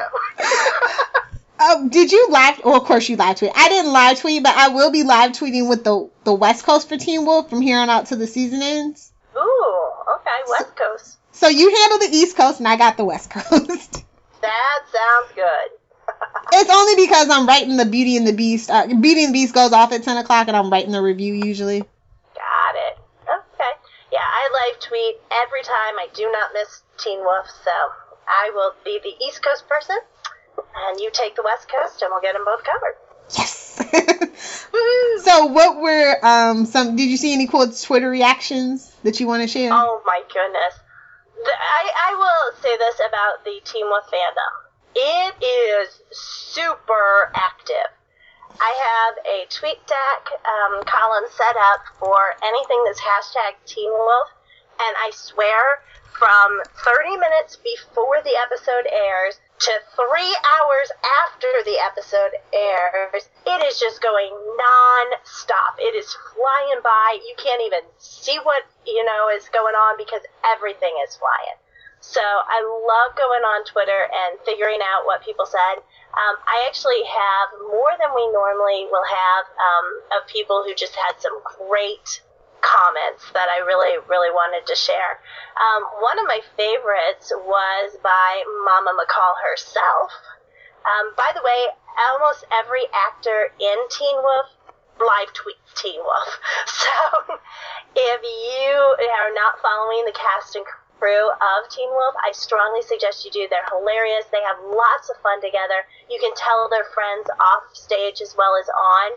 So highly, highly recommend it. And I will probably tag a Twitter list of different people to follow when I do a write-up of the podcast, so if you want to get it there. Also, I will be adding some of these things we talk about. I'll put them on there so that you can see them too. Okay, cool. So Melissa Ponzio said, "My living room will never be the same. Who's going to clean up this mess? I think we all know this house does not have the supernatural ability to clean itself." I adore when cast members remember what happened in the shows like fans do.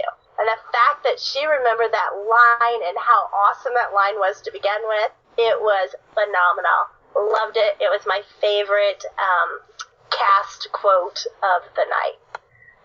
And then we had @LizED_L, who had my favorite one from a fan.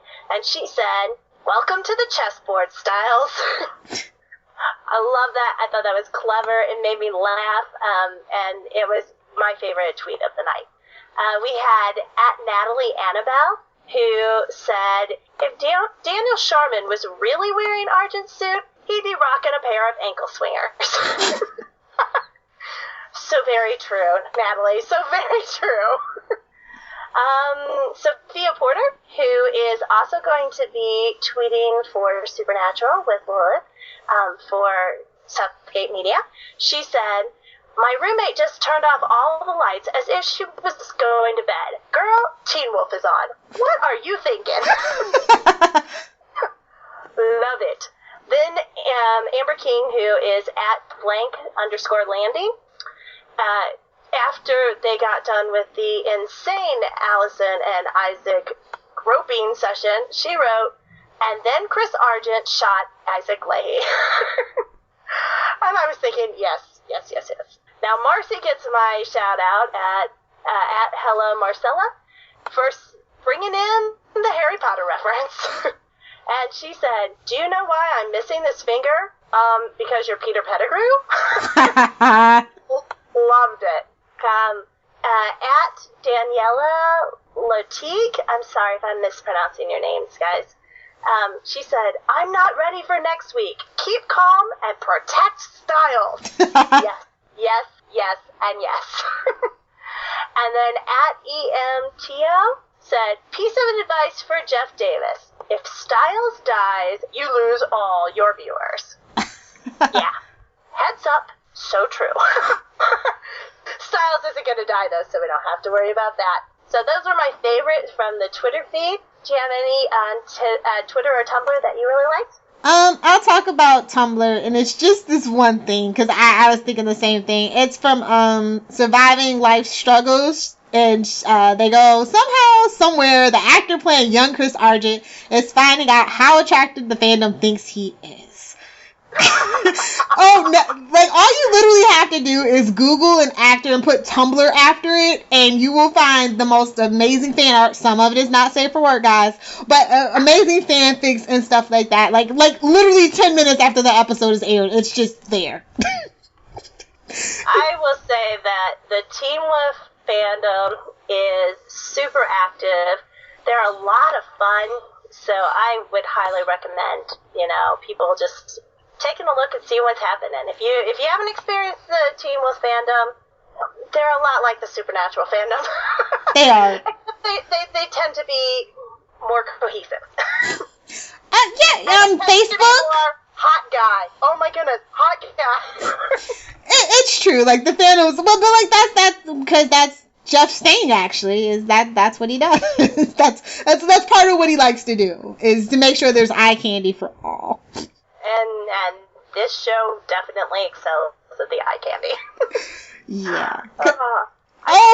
Did you vote on the poll, the MTV poll of would you rather see Styles stay human or turn supernatural?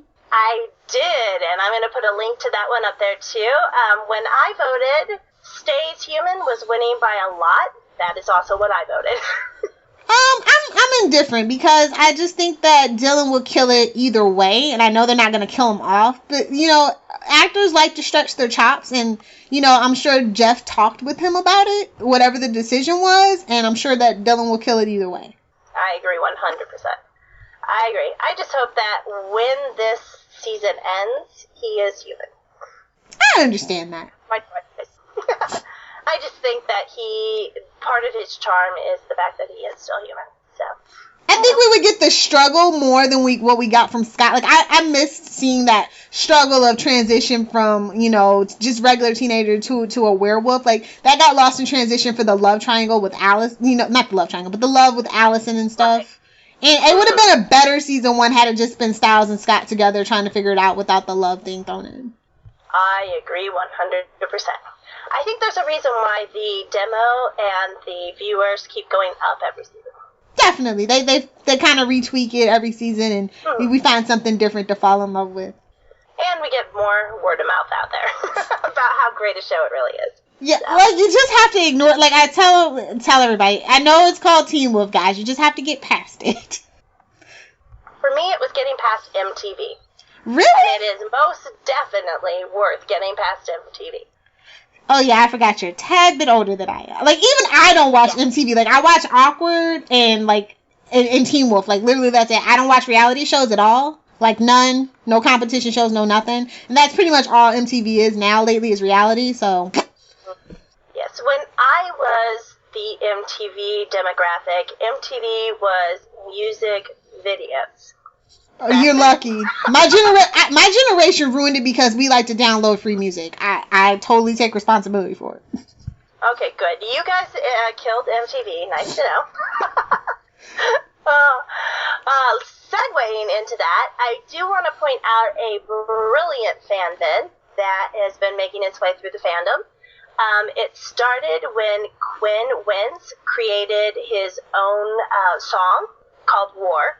It was based on the premiere of 3B, and it was, to be totally honest, when people say, oh, I wrote this song for a show, I'm usually thinking, okay, well, I'm going to watch it because I like this show and I want to encourage the fandom. But I watched his, and I actually liked it so much I downloaded it. Really? So, it's phenomenal. He goes by Former Vandal, and it's a great song. He did a great job with it. And then, who is it? Super D Natural ended up creating a video for it. It's got a huge title, so bear with me. It's called Styles, I Think I'm Losing My Mind, This Is War, Teen Wolf. So, if you just do Super Dean Natural, all one word, you should be able to find it. I think you'll like it.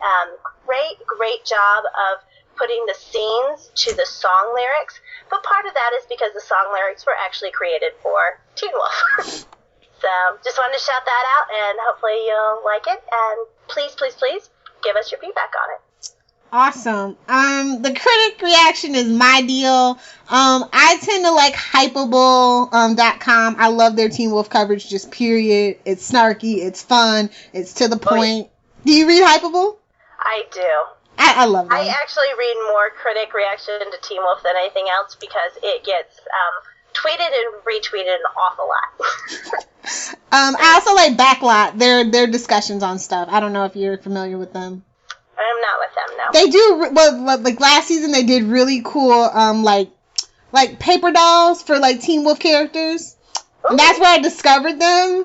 And then like I started reading their stuff, and they do roundtable discussions, like they print them up, like how is it TV Over Mind?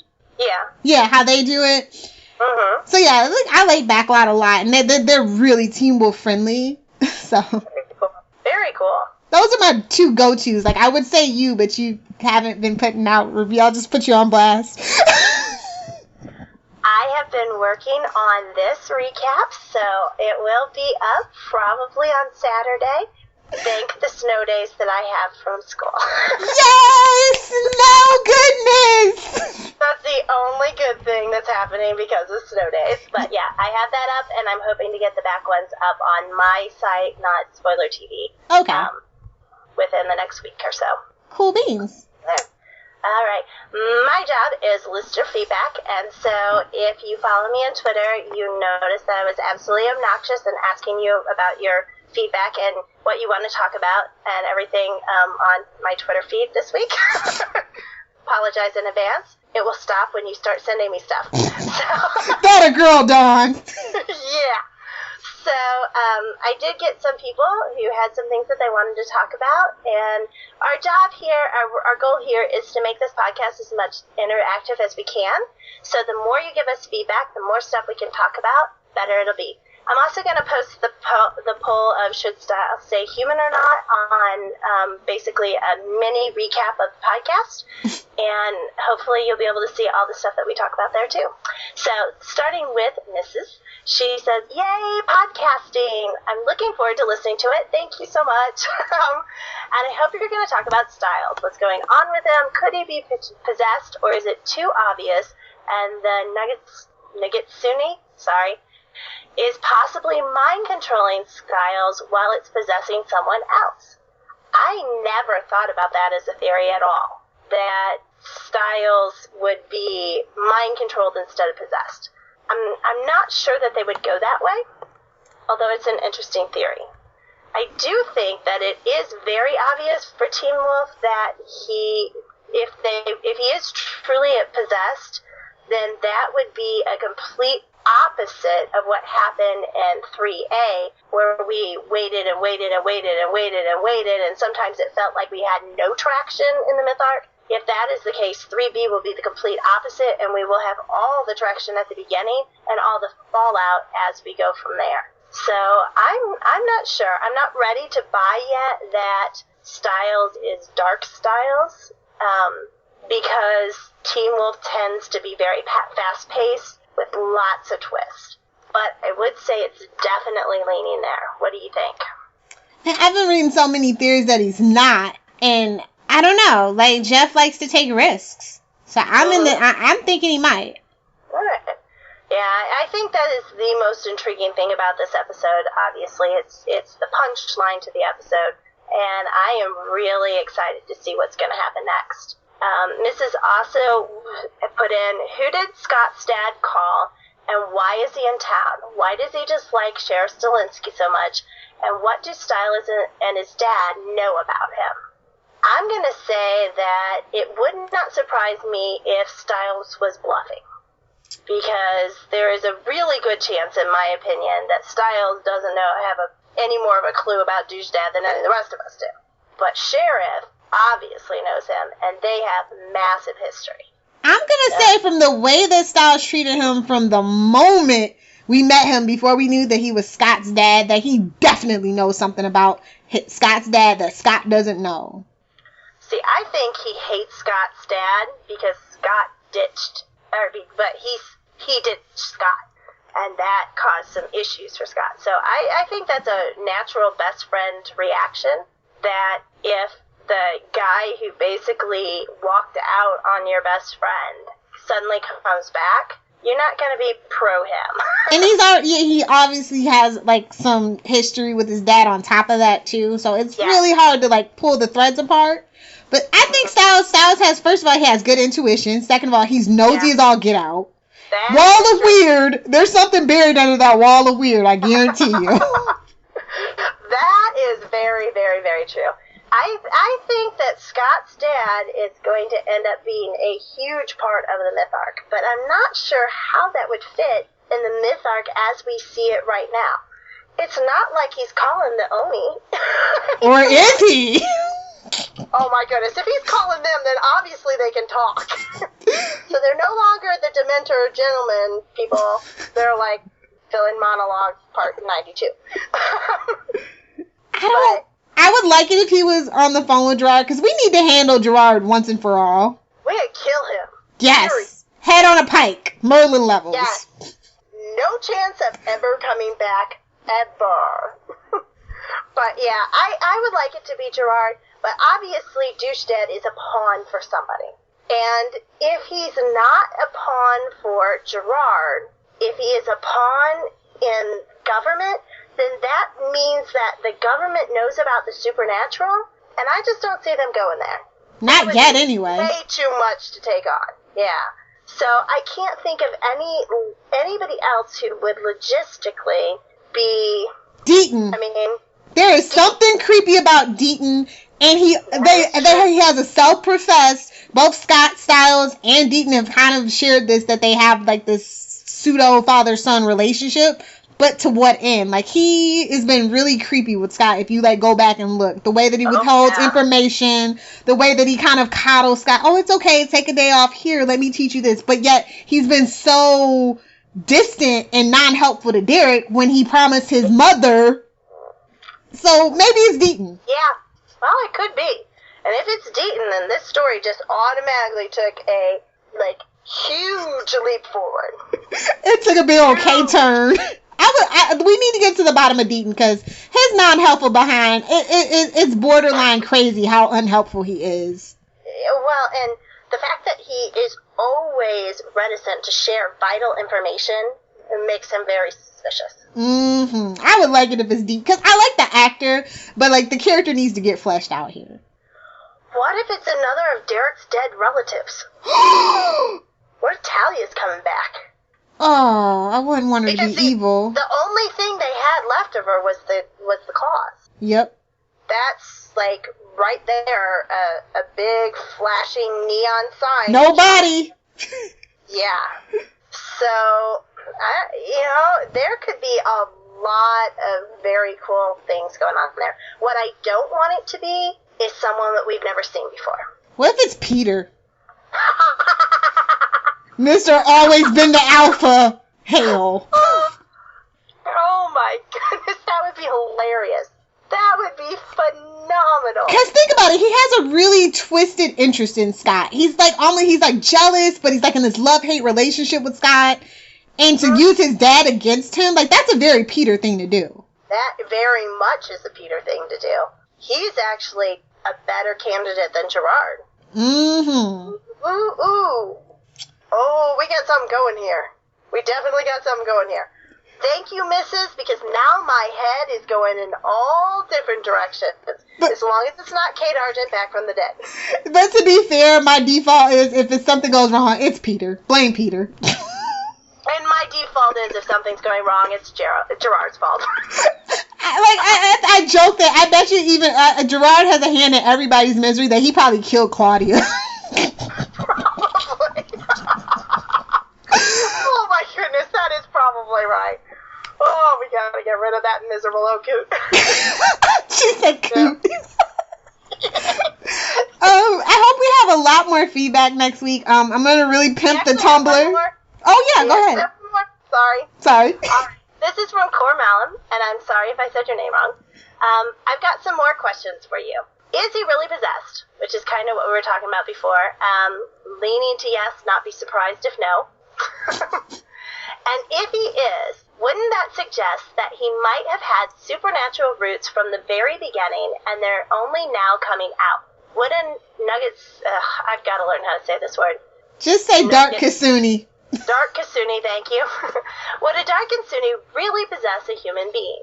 Would a human even be a suitable host? The Onai were supposedly only checking out the supernatural beings in Beacon Hills. I've had this crazy idea since the middle of 3A that Styles' mother might have been supernatural and that her husband never knew. Yep. Kasunis are supposed to be masters of deceit, aren't they? I found the following quote on a site about Kitsune lore and found it especially interesting in the context of this show. It is interesting to note that all children born to a human-fox union are born to a fox mother and a human father. Which makes sense with Kira, too. Yeah. Mm-hmm.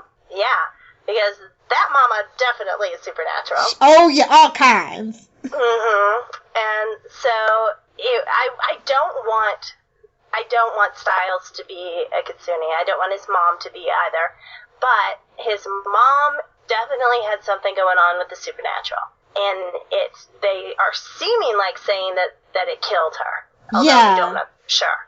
So, I'm not sure about the whole can a human be a suitable host, because Gina, whatever, the head evil guy of the mobsters, was he a human who was possessed by the Dark Kitsune, or was he a werewolf that was possessed? Or was he some other kind of supernatural creature? I mean, Very we've true. only touched on, all we know right now are, like, basically weres, which are, were-coyotes, were-foxes, werewolves, and banshees, and emissaries, and dark rocks, and stuff like that. So it's like, we're expanding the lore, and we're going from culture to culture to culture, which, so it's like, maybe not.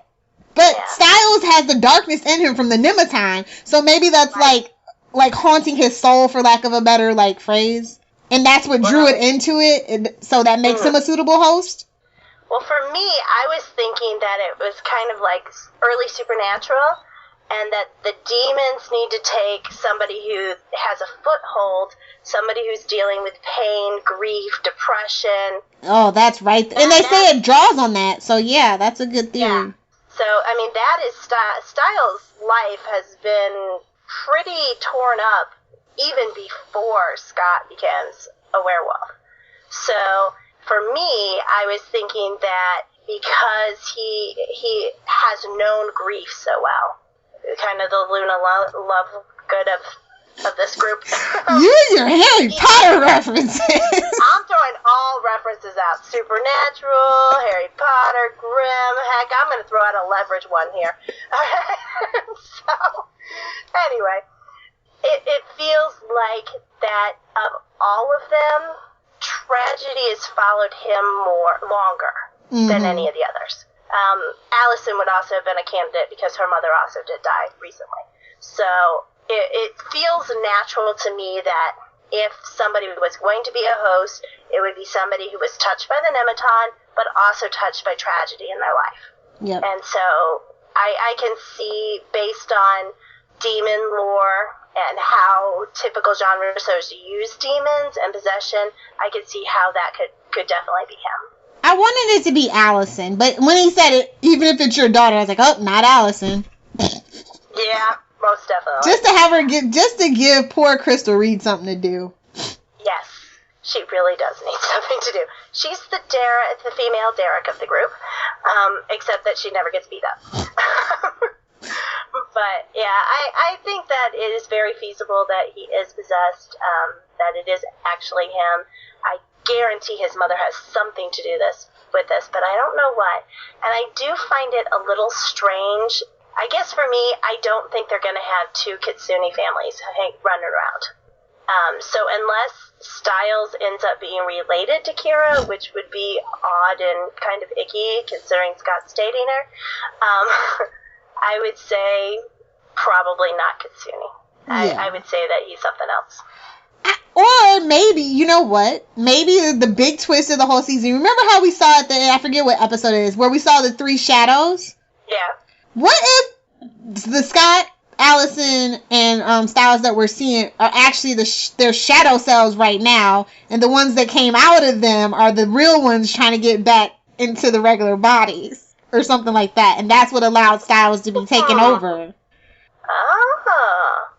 They showed that for no reason, and I'm just like, when are we gonna get back to that? Gotta come up with something then. Just random. Well, hey, they made Coach's birthday prank into an actual legitimate thing on the show, so they can work wonders. Yeah, I like that's the thing that's like hanging in the air. That every episode I'm waiting for resolution. Like, okay, waiting on it. Those are some good questions, though. Yeah. Yeah. So please send us your questions. Send us your comments. If you have videos or fan art, let us know, because we're really looking to make this as interactive as possible. I'm going to be doing, once the podcast is live and can be downloaded from iTunes, then I'm going to start, putting a link to it and then adding in maybe people's Twitter that we talk about, the fan video that we talked about, the surveys, those kinds of things to it too. So if you're listening to it and you're like, oh, I'd like to participate in that, or I'd like to see that, and you don't want to have to look it up yourself, then, just head on over there, and hopefully we'll get a lot of listener feedback, and we'll have some great conversations. Yay! So that brings us to the end. Time to shout out your shameless plugs. Hopefully you've gotten better at this. I am doing a new column called Last Week in TV. It goes live every Monday. It goes up on my blog, on Southgate Media's blog, and also on Spoiler TV, so you can find it in a lot of places. Basically, what I do is I review and give episode awards to all of the shows that I watched that week. I also have a nominating part where people can nominate a show for me to watch, and so I pick one. I actually random number generate one of those shows every week, and I watch it too and do a review about that and kind of talk about whether I'm going to continue to watch it or not.